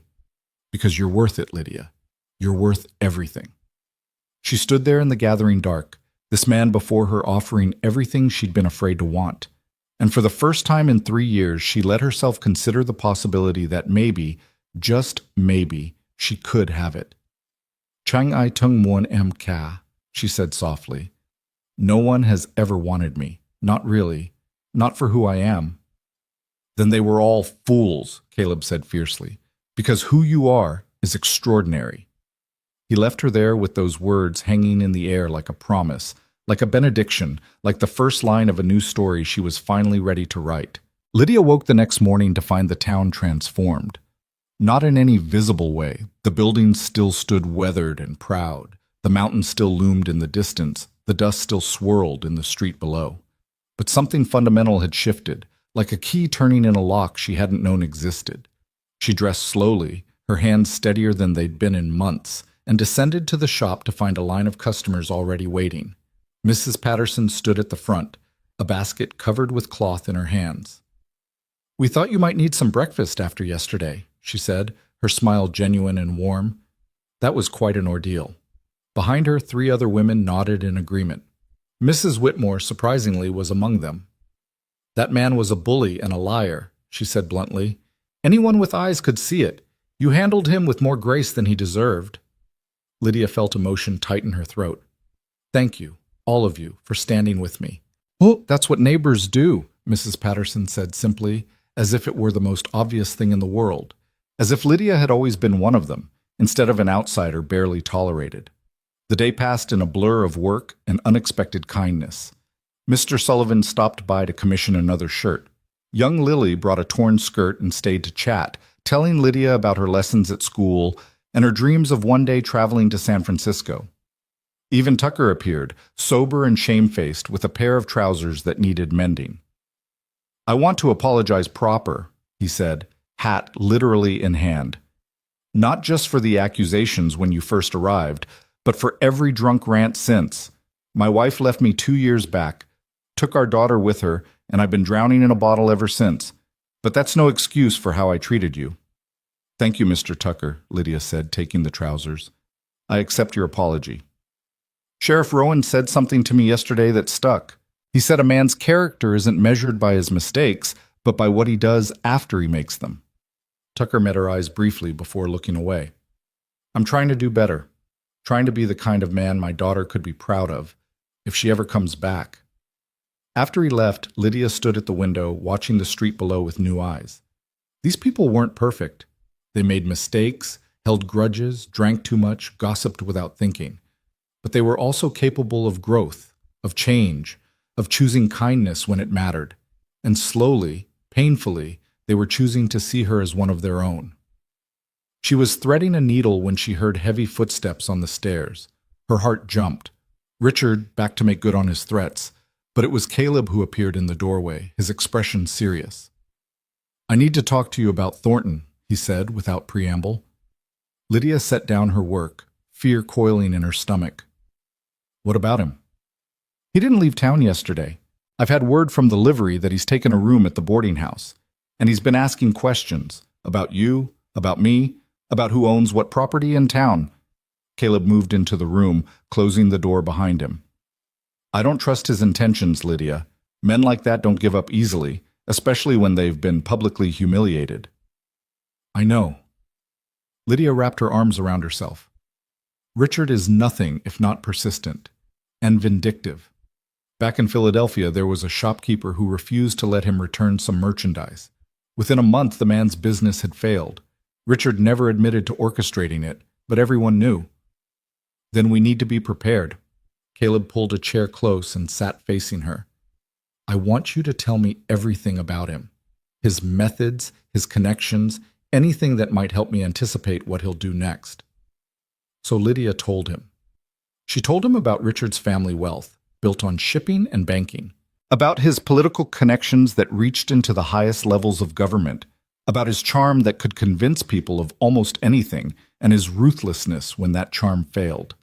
She told him about the campaign of whispers and insinuations he'd waged after she'd broken their engagement, how he'd systematically turned every friend she had against her, how he'd made sure no respectable household would hire her for any kind of work. "He told everyone I was mentally unstable," she said, her voice hollow with remembered pain, "that I'd become hysterical and delusional, that the engagement had been broken because I'd accused him of imaginary crimes. And because he was Richard Thornton, wealthy and connected and charming, everyone believed him. My own aunt, before she died, she believed him over me, told me I needed to apologize and beg his forgiveness. So you ran instead." "What else could I do? Stay and watch him destroy what little I had left?" Lydia stood and moved to the window, staring out at the mountains. "I thought if I went far enough, he'd eventually give up. Let me go. But I underestimated how much he needs to win, to be in control. Me leaving, refusing to submit, it's the one thing he can't tolerate." Caleb was quiet for a long moment. When he spoke, his voice was thoughtful. "Men like Thornton, they thrive on power imbalances, on being able to manipulate situations to their advantage. But out here, his usual advantages don't count for as much. His family connections, his social standing, those mean less in a mining town than they would in Philadelphia. But he still has money. Money can buy a lot, even out here." "True, which is why we need to stay vigilant." Caleb stood and moved to stand beside her at the window. "I've asked my deputy to keep watch on the boarding house, and I've put word out to some friends in Sacramento and San Francisco, people who owe me favors, to dig into Thornton's activities. If he's planning something, I want to know about it." Lydia turned to look at him, this man who had inserted himself into her life and refused to leave even when staying meant taking on her battles. "Why are you doing all this, Caleb? Really? You could have just escorted him out of town yesterday and been done with it, But you're investigating him, using favors, putting yourself at risk.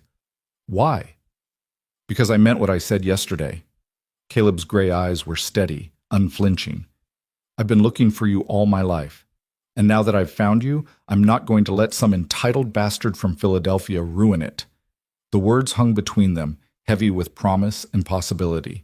Lydia wanted to believe them so badly it hurt, but 3 years of running had taught her to be cautious, to expect the worst, to protect her heart at all costs. What if this doesn't work? She whispered. What if he wins anyway? What if I have to run again? Then I'll come with you. Caleb said it so simply, as if it were the most obvious thing in the world. But I don't think it'll come to that. You're not alone anymore, Lydia, and that changes everything. The next few days passed in an uneasy tension. Lydia continued her work, but she was hyper-aware of every sound on the stairs, every shadow that passed her window. Richard was out there somewhere, watching, planning, waiting for his moment. She could feel it like a storm gathering on the horizon. Caleb stopped by each evening, sometimes with food, sometimes just to check on her. He never stayed long, aware of her reputation and not wanting to damage it further, but his presence was reassuring. Mrs. Chen, back from yet another mysterious business trip, seemed to sense the tension and stayed close, working in the shop more than usual. That man is still in town, she said one afternoon, her fingers flying through a pile of mending. I've seen him, walking around, talking to people, asking questions. He's up to something. I know. Lydia's hands were steady on her needle, but her jaw was tight. I just wish I knew what. She found out 3 days later when Mrs. Patterson arrived at the shop, her face drawn with distress. Miss Hale, I need to tell you something, and you're not going to like it. Lydia set down her work, dread pooling in her stomach. What is it? That Mr. Thornton has been spreading rumors, terrible rumors. He's telling people that you stole money from him in Philadelphia, that you fled to avoid prosecution. He's saying he came here to retrieve what you took, not to reconcile. Mrs. Patterson twisted her hands together. Most people aren't believing him. We know you better than that now. But some of the newer folks, the ones who don't know you, they're starting to talk. It was exactly what Lydia had feared. Richard couldn't physically force her to return, not with Caleb and the town standing against him. So he was doing what he did best, poisoning the well, turning opinion against her, making it impossible for her to stay. How much is he saying I stole? $500. He has documents, he says, proof of the theft. Mrs. Patterson reached out and grasped Lydia's hand. We don't believe him, but I thought you should know what he's doing. After she left, Lydia sat motionless at her sewing table, her mind racing. $500 was a fortune, more money than she'd make in years of sewing. If Richard had forged documents to support his claim, if he could convince enough people. She was still sitting there when Caleb arrived, his expression grim. You've heard. Mrs. Patterson told me. There's more. Caleb pulled up a chair, his jaw tight with barely controlled anger. He's filed a formal complaint with the Territorial Marshal's office, claiming theft and fraud. They're sending someone to investigate. Lydia felt the world tilt beneath her. When? Within the week, probably. Depends on how quickly they can spare someone. Caleb leaned forward, his eyes intense. But Lydia, listen to me. This is good news. How is this possibly good news? Because it brings this into the open. No more whispers and rumors. Now there will be an official investigation, which means evidence, testimony, facts, and the facts are on your side. Caleb's voice was fierce with certainty. You didn't steal anything, which means Thornton either has forged documents or no documents at all. Either way, he's the one committing a crime now, not you. You don't understand how persuasive he can be, Lydia said, fear making her voice sharp. How convincing. He'll have documents that look real, witnesses who'll swear to anything he wants them to say, and I'll have nothing but my word against his. You'll have more than that. You'll have this town. You'll have Mrs. Chen, who can testify to your character and your work ethic. You'll have your customers, who can speak to your honesty. You'll have me.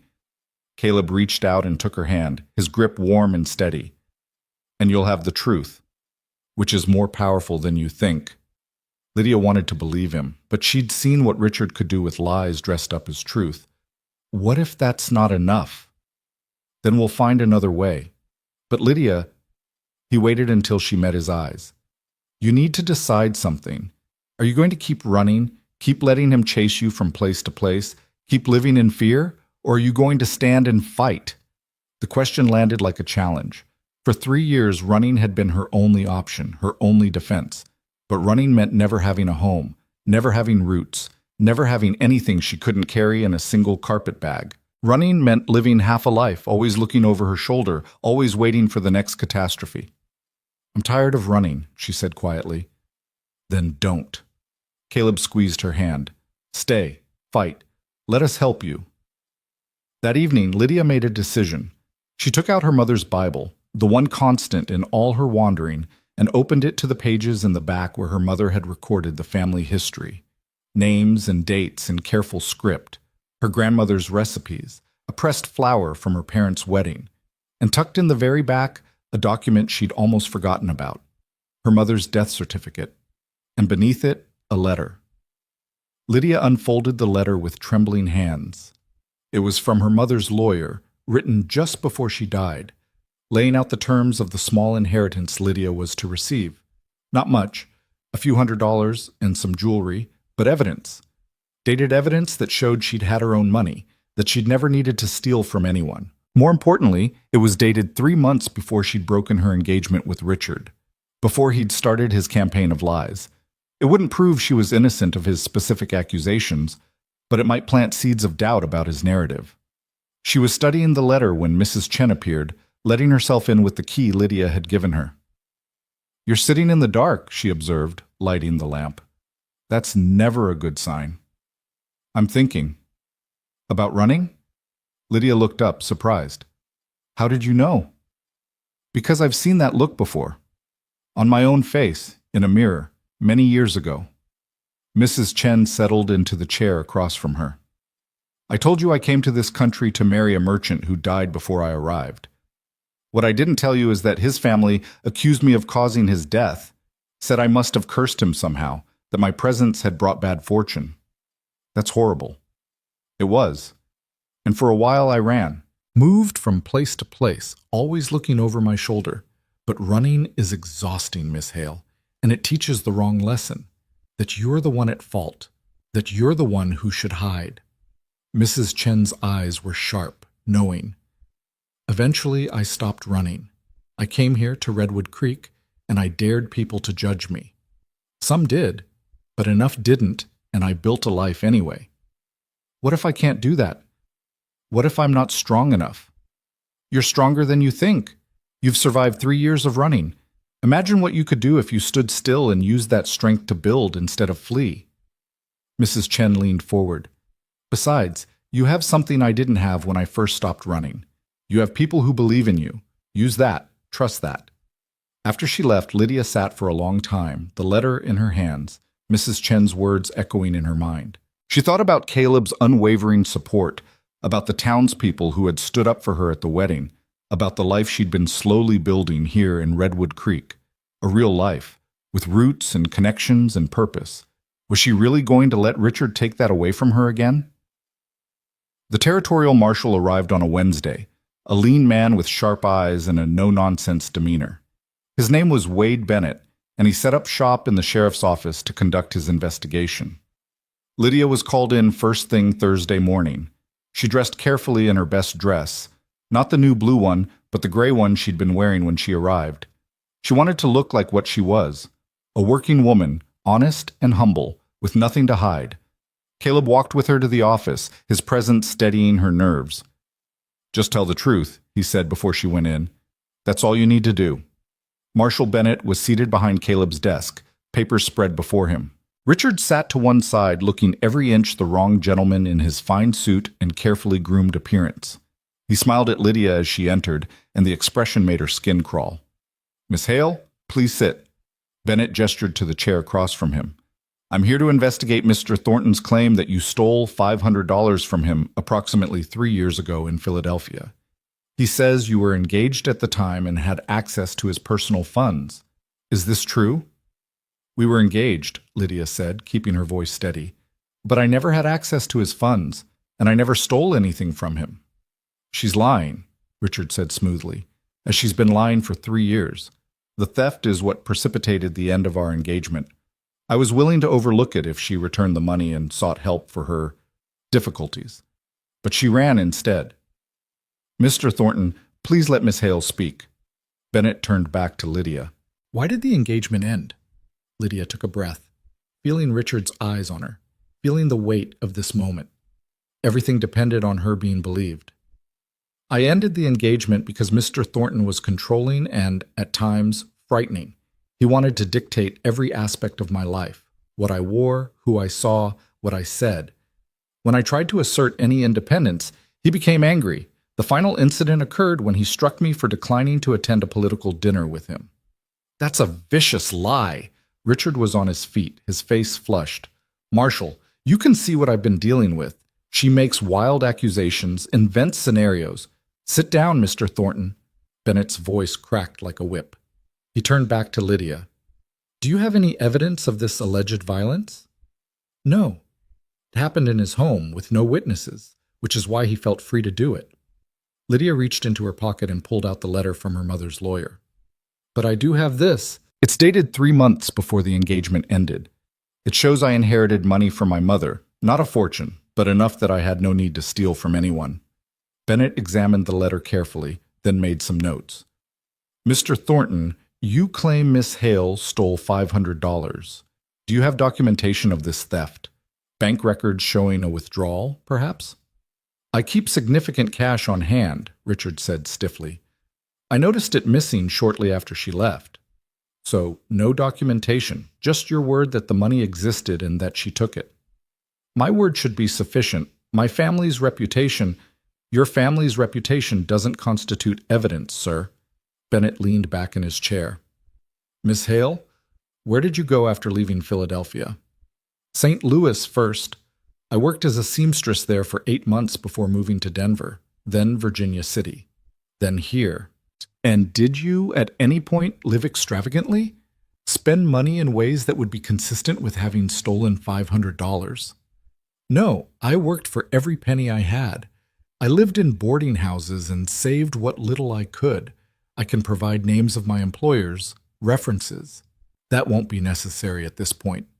Bennett shuffled his papers. I'll need to speak with some other people in town. Get a sense of your character and habits since you've been here. This interview is concluded for now. Outside, Lydia felt her legs shake with relief. Caleb was there immediately, his hand on her elbow, steadying her. You did well. He doesn't believe me. He doesn't believe Thornton either. I could see it in his face. A man making accusations of theft with no documentation, no evidence, just his word?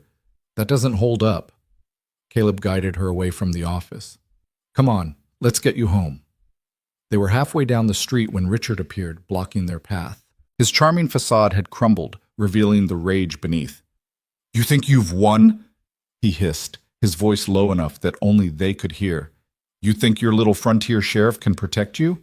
I'll destroy him too. I'll destroy this entire pathetic town if that's what it takes. Threatening a law officer is a crime, Mr. Thornton, Caleb said calmly. I suggest you step aside. Or what? You'll arrest me? On whose authority? I have friends in the territorial government. One word from me. Go ahead. Make that word. Caleb moved closer, his presence somehow larger, more dangerous. Call in your favors. Use your connections. But understand this. You're not in Philadelphia anymore. Out here, a man's word is worth more than his bank account. And you've shown yourself to be a liar and a bully.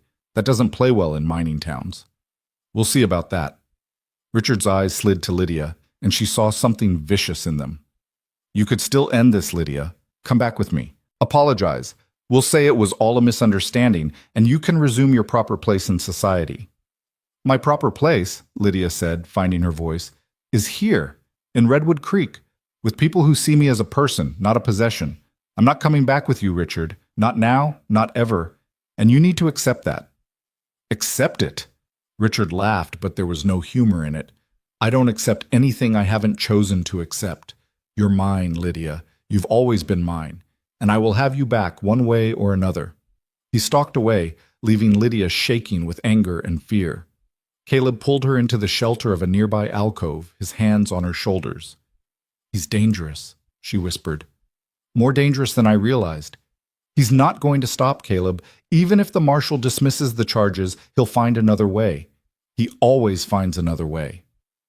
Then we'll be ready for it. Caleb's voice was firm. But Lydia, you need to understand something. You're not the frightened girl in Philadelphia anymore. You're stronger now. You have allies, and you have the right to defend yourself and the life you've built. How? How do I defend myself against someone with his resources, his connections? By doing exactly what you did in there, by telling the truth and refusing to back down. Caleb cupped her face gently, making her look at him. You stood in that office and faced him. You didn't flinch. You didn't apologize. You claimed your truth.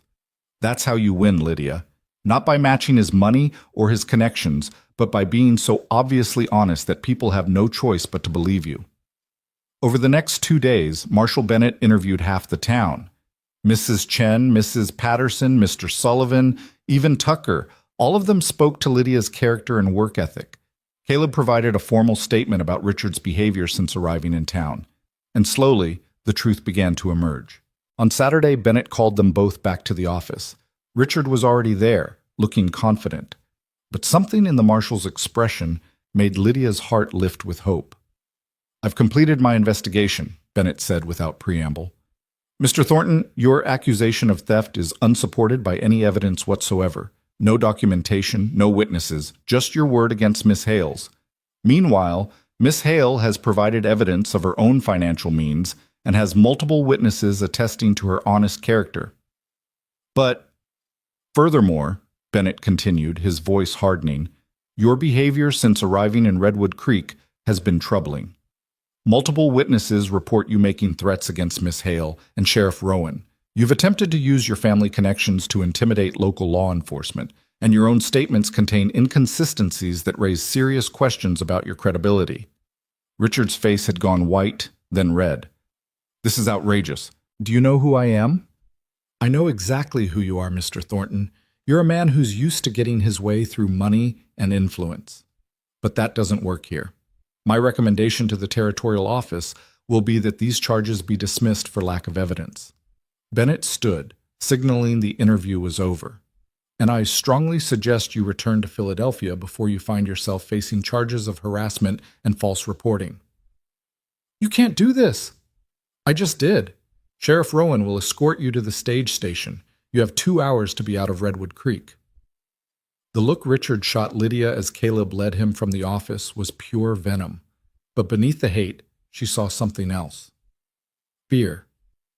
Richard Thornton was afraid because for the first time in his privileged life, he'd encountered something his money and connections couldn't buy or bully. He'd encountered the truth, and it had defeated him. After they left, Bennett turned to Lydia with something approaching respect in his eyes. That was a brave thing you did, Miss Hale. Standing up to a man like that? Most people wouldn't have had the courage. I didn't have much choice, Lydia said.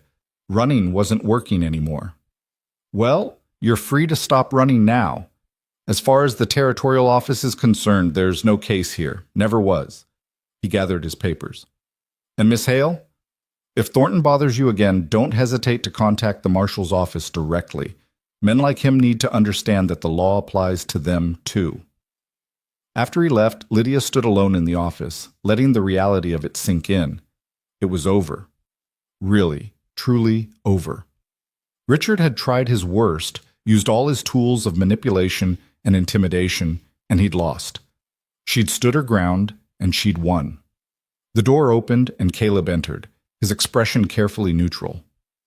He's on the stage. I watched it leave town myself. Is it really over? The investigation is. Whether Thornton gives up for good. Caleb moved closer, his eyes searching her face. I can't promise you that, Lydia. I can't promise he won't try something else down the road, but I can promise that if he does, you won't face it alone.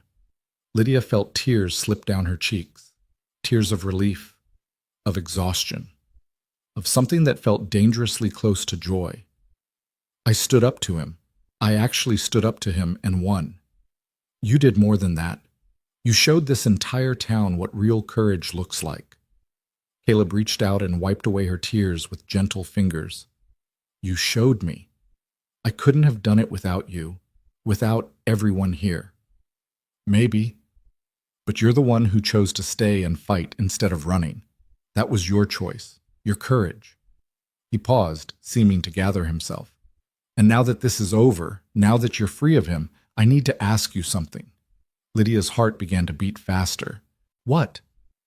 I meant what I said before, about being drawn to you from the moment I saw you, about you being exactly who I've been searching for. His hands were gentle on her arms, his gray eyes intense. And I need to know if there's any chance you might feel the same way. Because if there is, if there's even the smallest possibility, I want to court you properly.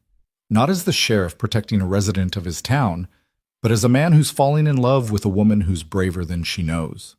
The words hung in the air between them, beautiful and terrifying and full of promise. And Lydia realized that for the first time in 3 years, she wasn't afraid.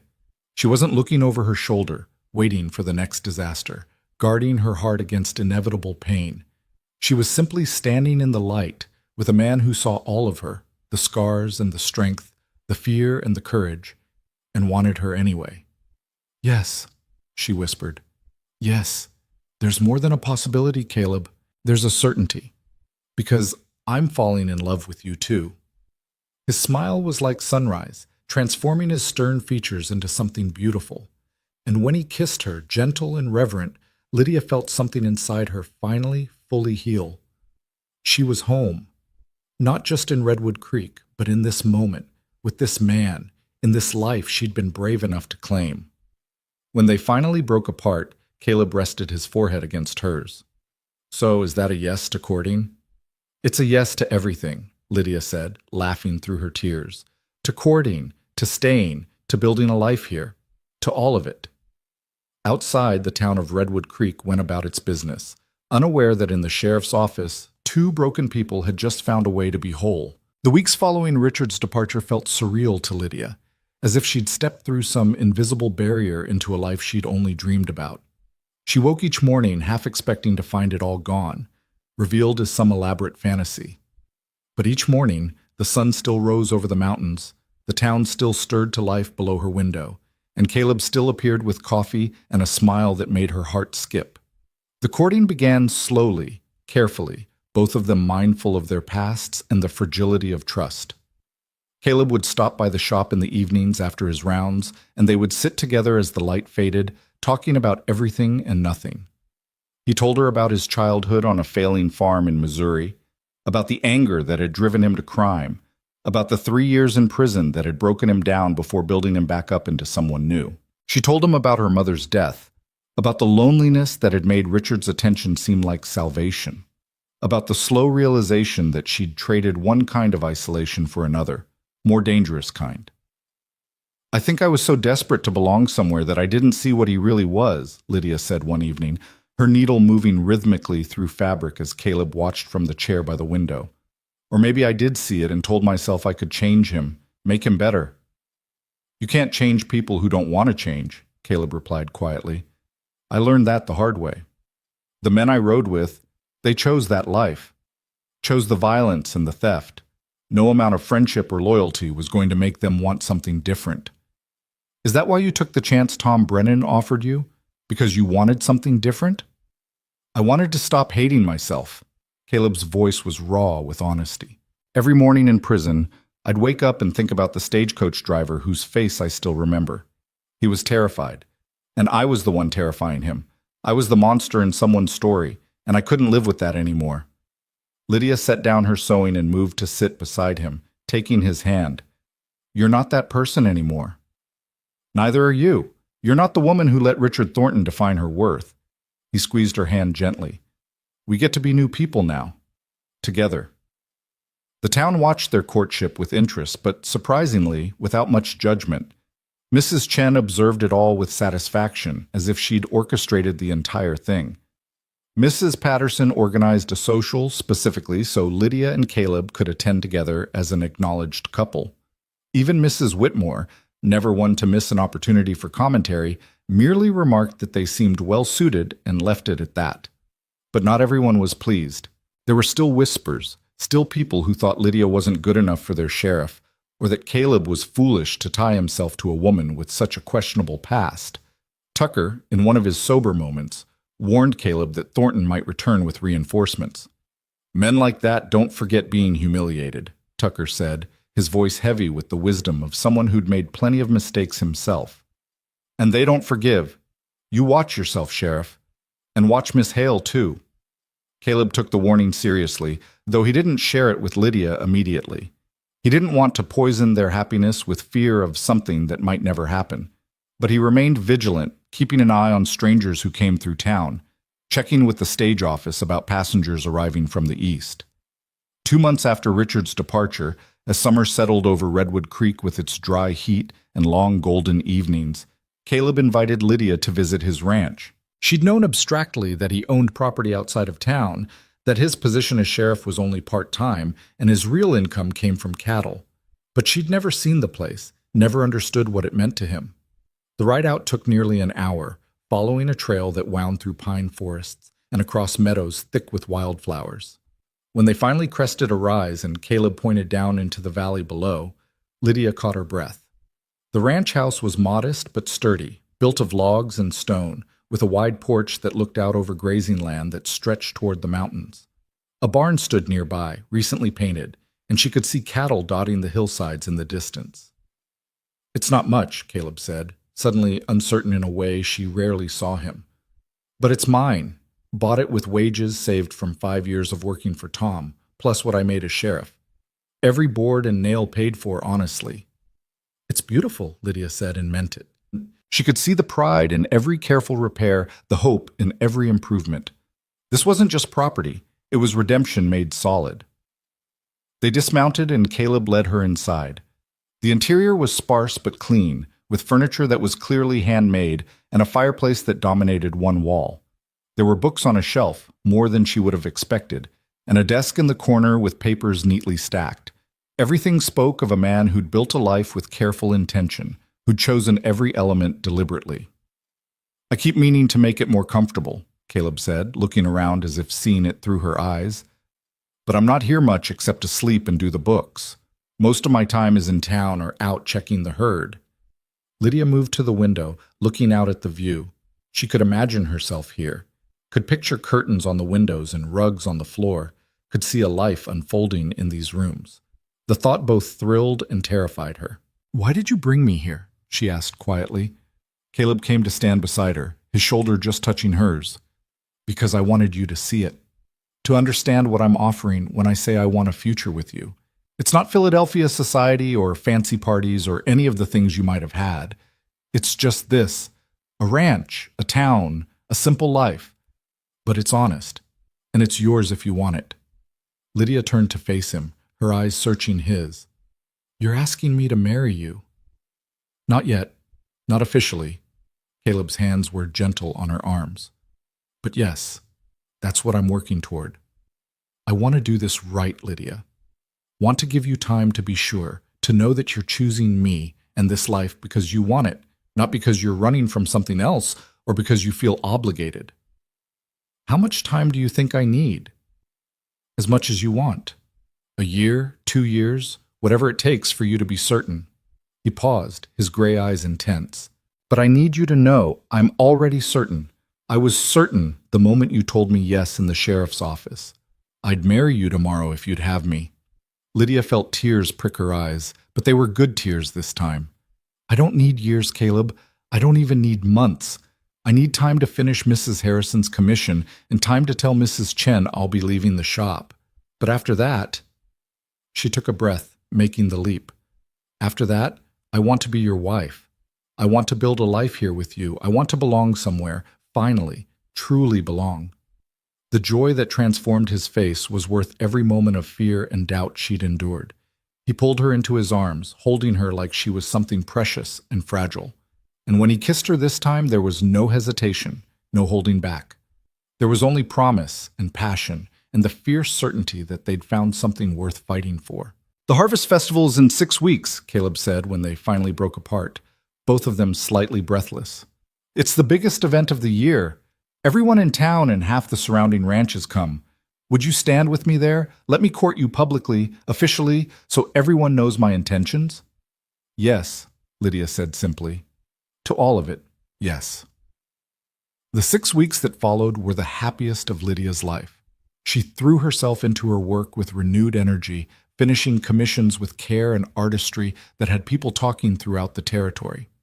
Word spread about the talented seamstress in Redwood Creek, and she received inquiries from as far away as Sacramento. Mrs. Chen, rather than being upset about Lydia's impending departure from the shop, seemed delighted. "I knew from the beginning you wouldn't stay forever," she said pragmatically. "You're too skilled, too ambitious. But I thought you'd leave for a city, for bigger opportunities. Instead, you're staying here, becoming part of this community. That's better than I hoped." "I couldn't have stayed without you," Lydia said honestly. "You gave me a chance when no one else would. You taught me that I didn't need to apologize for existing." "I taught you nothing. You learned it yourself. I just provided the space for the learning to happen." Mrs. Chen smiled, one of her rare, genuine smiles. "And now you'll provide that space for others. That's how it works, Miss Hale. We lift each other up."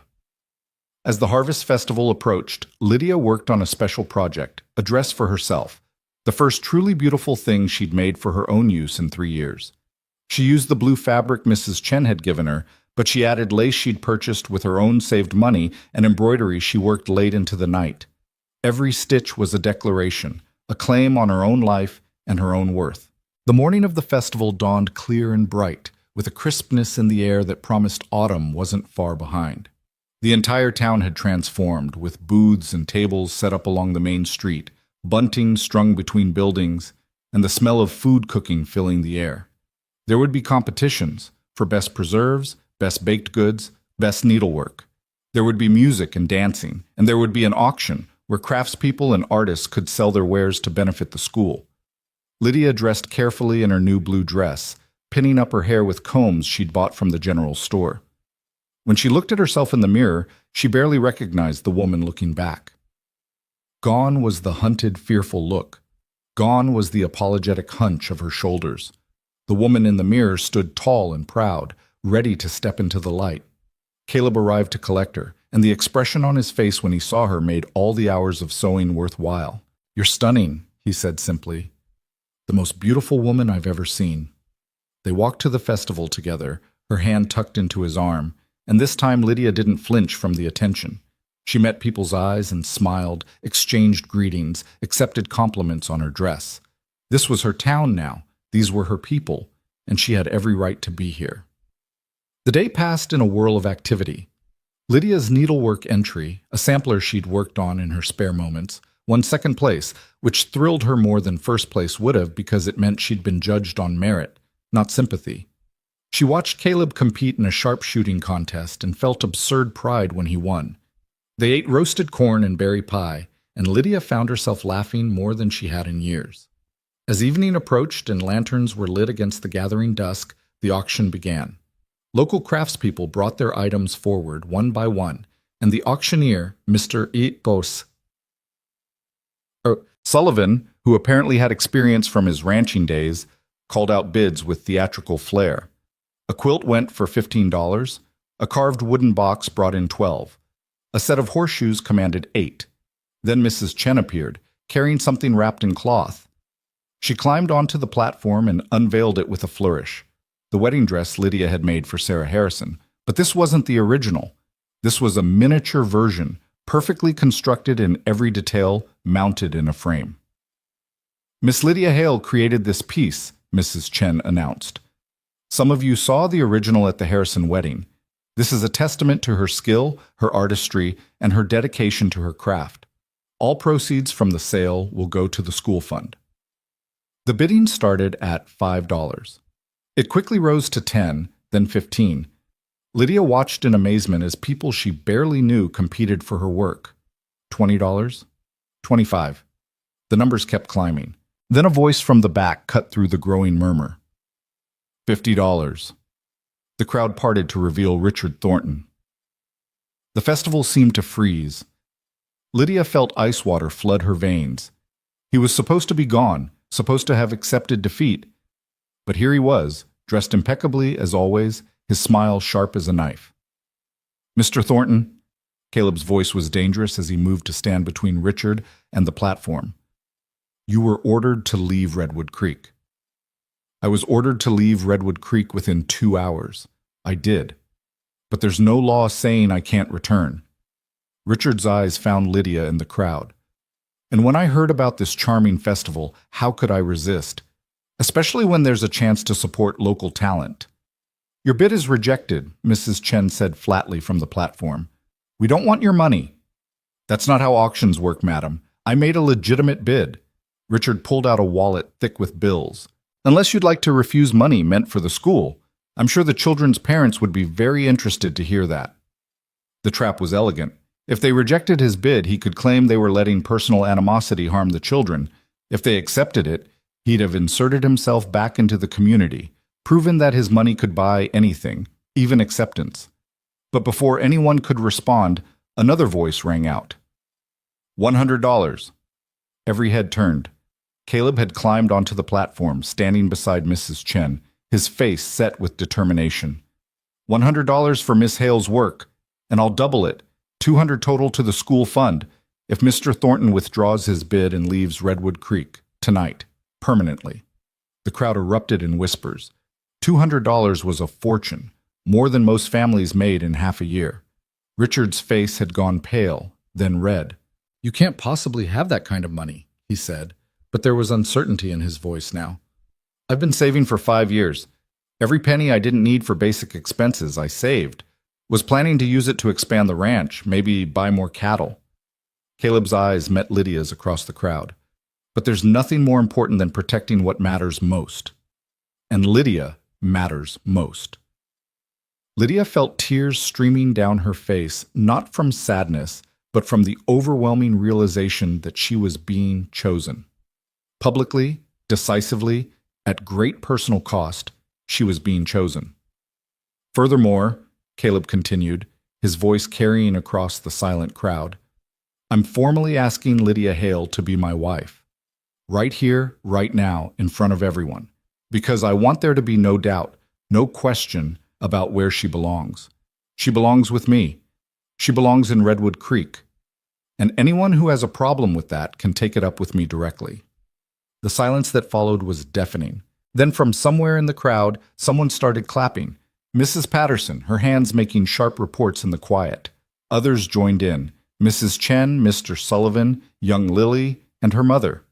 Even Mrs. Whitmore, grudgingly but genuinely. The applause built and built until it was thunderous, until it was clear that Redwood Creek had made its choice. Richard stood there, surrounded by the sound of his defeat. And for the first time since Lydia had known him, he looked small, diminished. The power he'd held over her for 3 years evaporated in the face of an entire community standing against him. Keep your money, he said finally, his voice tight with barely controlled rage. Keep your pathetic town and your frontier justice. But mark my words, no. Lydia stepped forward, surprising herself with the steadiness of her voice. No more threats, no more warnings, no more attempts to control my life. You lost, Richard. Not because Caleb has more money or because this town is protecting me, but because I stopped being afraid of you. You have no power over me anymore. You never did, really. I just took a while to understand that. She walked toward the platform, the crowd parting to let her through.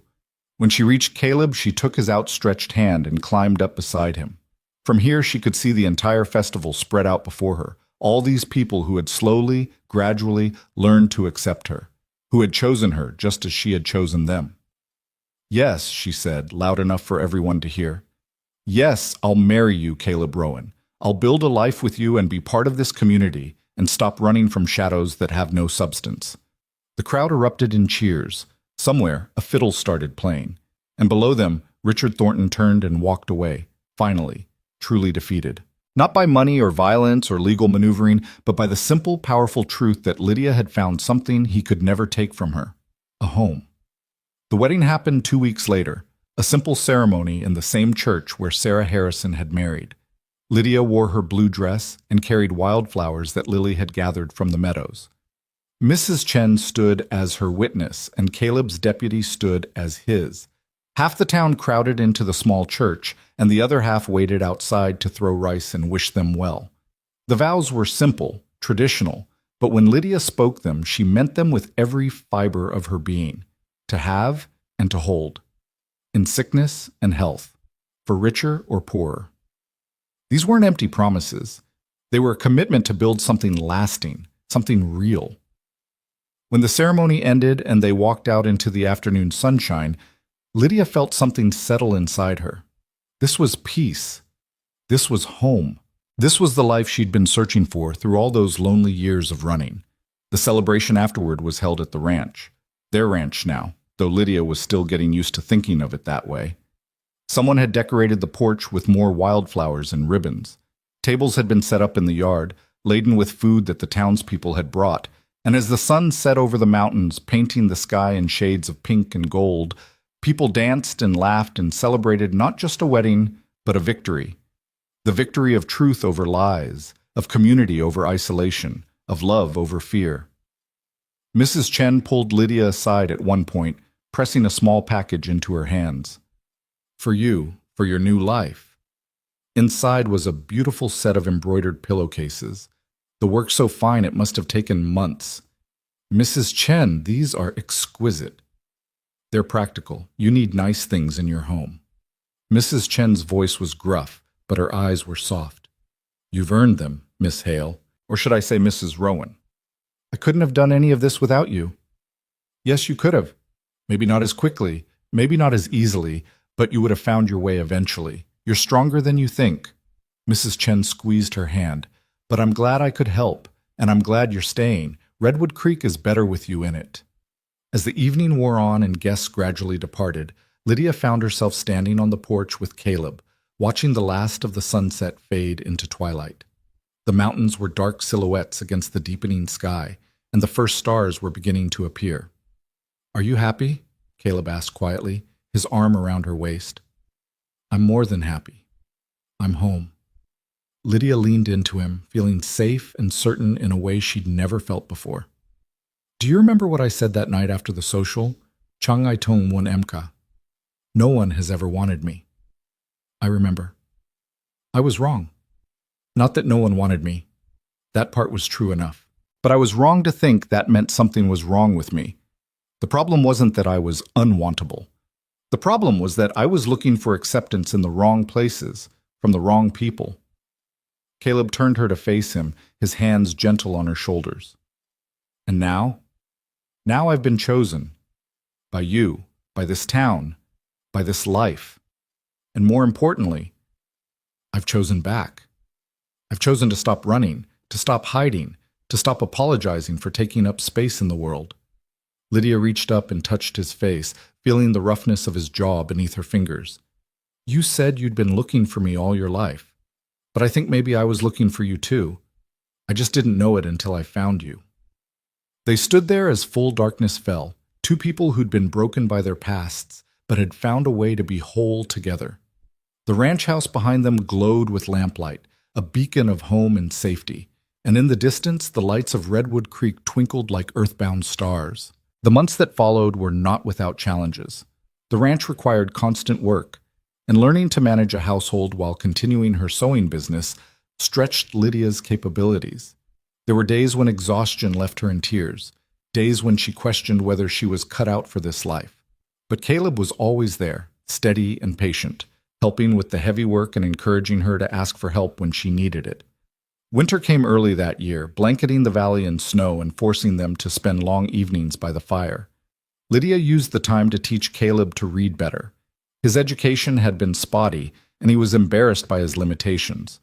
In turn, he taught her about ranching, about reading weather signs and animal behavior, about all the practical knowledge that kept the ranch running. They learned each other's rhythms, each other's fears, each other's dreams, and slowly, carefully, they built something that looked like forever. Spring brought new life to the ranch. The cattle calved successfully, and Caleb's investment of time and careful breeding showed in the healthy stock.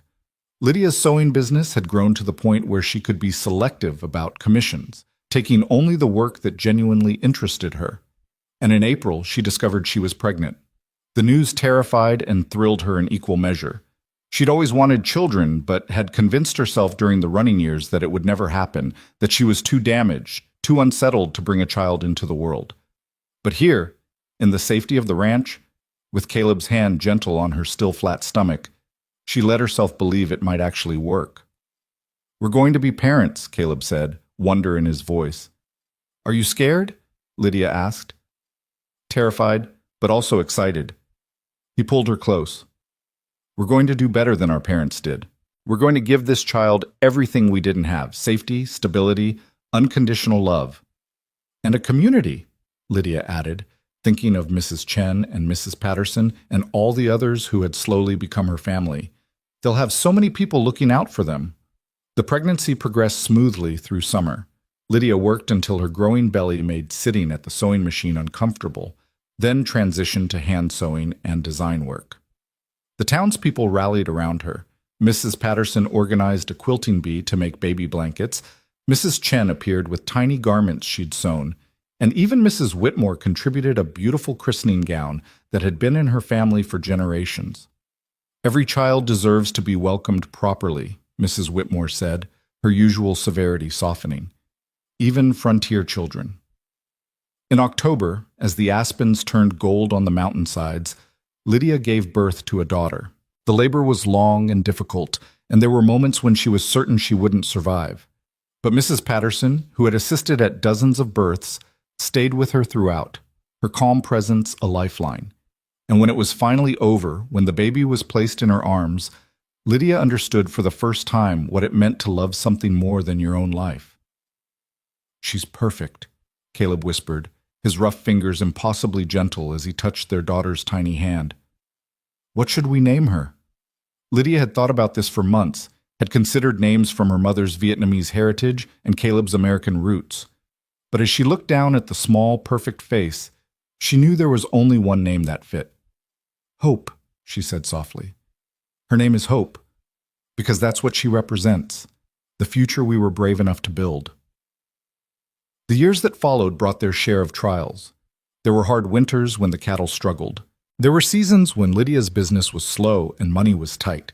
There were the normal difficulties of any marriage, the small frictions and larger disagreements that had to be worked through with patience and love. But there were also joys beyond measure. Hope's first steps, taken on the porch of the ranch house with the mountains as a backdrop. The expansion of the ranch as Caleb's hard work and careful management paid off. The deepening of friendships with the townspeople who had become family. And slowly, gradually, the fading of old fears until they were just memories, painful but no longer defining. On Hope's 5th birthday, as they celebrated with a party that brought half of Redwood Creek to the ranch, Lydia found herself standing on the porch again, watching the festivities. Mrs. Chen was teaching Hope to embroider, her patience surprising for someone usually so brusque. Caleb was talking cattle with Mr. Sullivan, their heads bent over some problem they were solving together. Children ran shrieking through the yard, and adults laughed and shared food and stories. This was her life now. Not the life she'd imagined as a young woman in Philadelphia, dreaming of balls and society, but something better, something real and earned and wholly her own. "Mama!" Hope ran up, her small face flushed with excitement. "Mrs. Chen says when I'm bigger, I can learn to use the sewing machine like you." Lydia knelt down to her daughter's level, smoothing back dark hair that was so like her own. "Would you like that?" "Yes, I want to make beautiful things like you do." Hope threw her arms around Lydia's neck. "And I want to be brave like you. Mrs. Patterson told me you were very brave when you first came here." "Did she?" Lydia glanced over at Mrs. Patterson, who smiled and shrugged. "She said you were scared, but you stayed anyway. And that's what being brave means. Being scared, but doing the hard thing anyway." Hope pulled back to look at her mother seriously. "Were you really scared, Mama?" "I was terrified," Lydia admitted. "But your papa helped me be brave, and the people of this town helped. And eventually, I learned that I was stronger than I thought. I want to be strong like you, too." Lydia pulled her daughter close, breathing in the scent of her hair, feeling the solid weight of her in her arms. This child would never know what it was like to run, to hide, to apologize for existing. This child would grow up knowing she was wanted, valued, loved without condition. And that knowledge alone made every struggle, every fear, every moment of pain worthwhile. You will be, sweetheart. You'll be exactly who you're meant to be. And your papa and I will love you every step of the way. As the sun set over the mountains that evening, painting the sky in those familiar shades of pink and gold, Caleb found Lydia standing alone on the porch, watching the last of the light fade. "Penny for your thoughts," he said, slipping his arm around her waist. "I was thinking about the day I arrived in Redwood Creek," Lydia said. "How certain I was that I'd be driven out within weeks. How convinced I was that nowhere would ever be home. And now? Now I know that home isn't a place you find. It's something you build, with work and patience and the courage to stay even when staying is hard." She turned to look at him, this man who had seen all her brokenness and loved her anyway.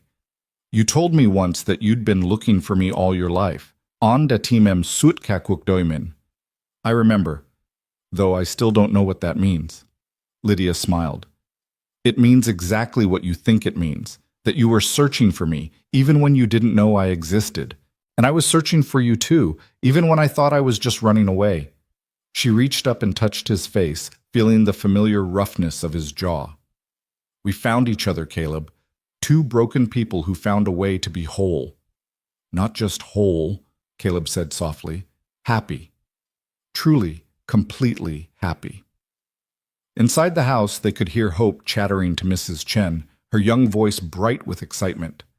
The sound was like music, like a promise of all the years stretching ahead, years of growth and change and challenges met together, years of building a life that mattered, that had meaning beyond mere survival. "Do you ever regret it?" Caleb asked. "Staying here instead of going to a city where your talent could have made you famous, where you could have had comfort and recognition?" "Never," Lydia said with absolute certainty. "Fame and recognition are hollow without people who truly know you, who love you for who you are rather than what you can do for them. I have everything I need right here. You, Hope, this community, this life we've built together. I wouldn't trade it for anything." They stood there as darkness fell completely and the stars emerged one by one in the vast Montana sky. The ranch house behind them glowed with lamplight and echoed with the sounds of family and friends finishing their celebration. And in that moment, Lydia understood with perfect clarity that she had finally truly arrived. Not at a destination, because life was never that simple, but at a place of peace, of belonging, of being fully and completely herself, without apology or fear. She had been the woman no one wanted, the woman who ran from town to town carrying shame that wasn't hers to carry. But she had become something else, a wife, a mother, a valued member of a community, a woman who knew her own worth and refused to negotiate it. And standing there on the porch with Caleb's arm around her and their daughter's laughter carrying through the open door, Lydia finally understood what it meant to be chosen. Not by circumstance or desperation or lack of options, but by deliberate, conscious, unconditional love. She had been running for so long, convinced that happiness was something that happened to other people, in other places, in other lives. But happiness, she had learned, wasn't something you found at the end of a journey. It was something you created day by day, choice by choice, through the simple act of showing up for your own life and daring to believe you deserved good things. "I love you," she said to Caleb, the words still feeling new and precious even after years of marriage. "Thank you for finding me. Thank you for waiting while I learned to trust. Thank you for showing me what it means to be truly wanted." "I love you too," Caleb replied, his voice rough with emotion. "And Lydia, you don't need to thank me. Loving you has been the easiest thing I've ever done. You're exactly who I've been searching for all my life. You always were." The words echoed in the quiet night, a benediction and a promise. And as they turned to go inside to rejoin their daughter and their friends, to step back into the warm glow of their home, Lydia carried with her the knowledge that she had finally, completely, irrevocably found her place in the world. She was no longer the woman no one wanted. She was Lydia Rowan, wife and mother and valued member of Redwood Creek. She was a survivor who had become a thriver. She was a woman who had learned to stand in the light instead of hiding in shadows. And she was at long last home,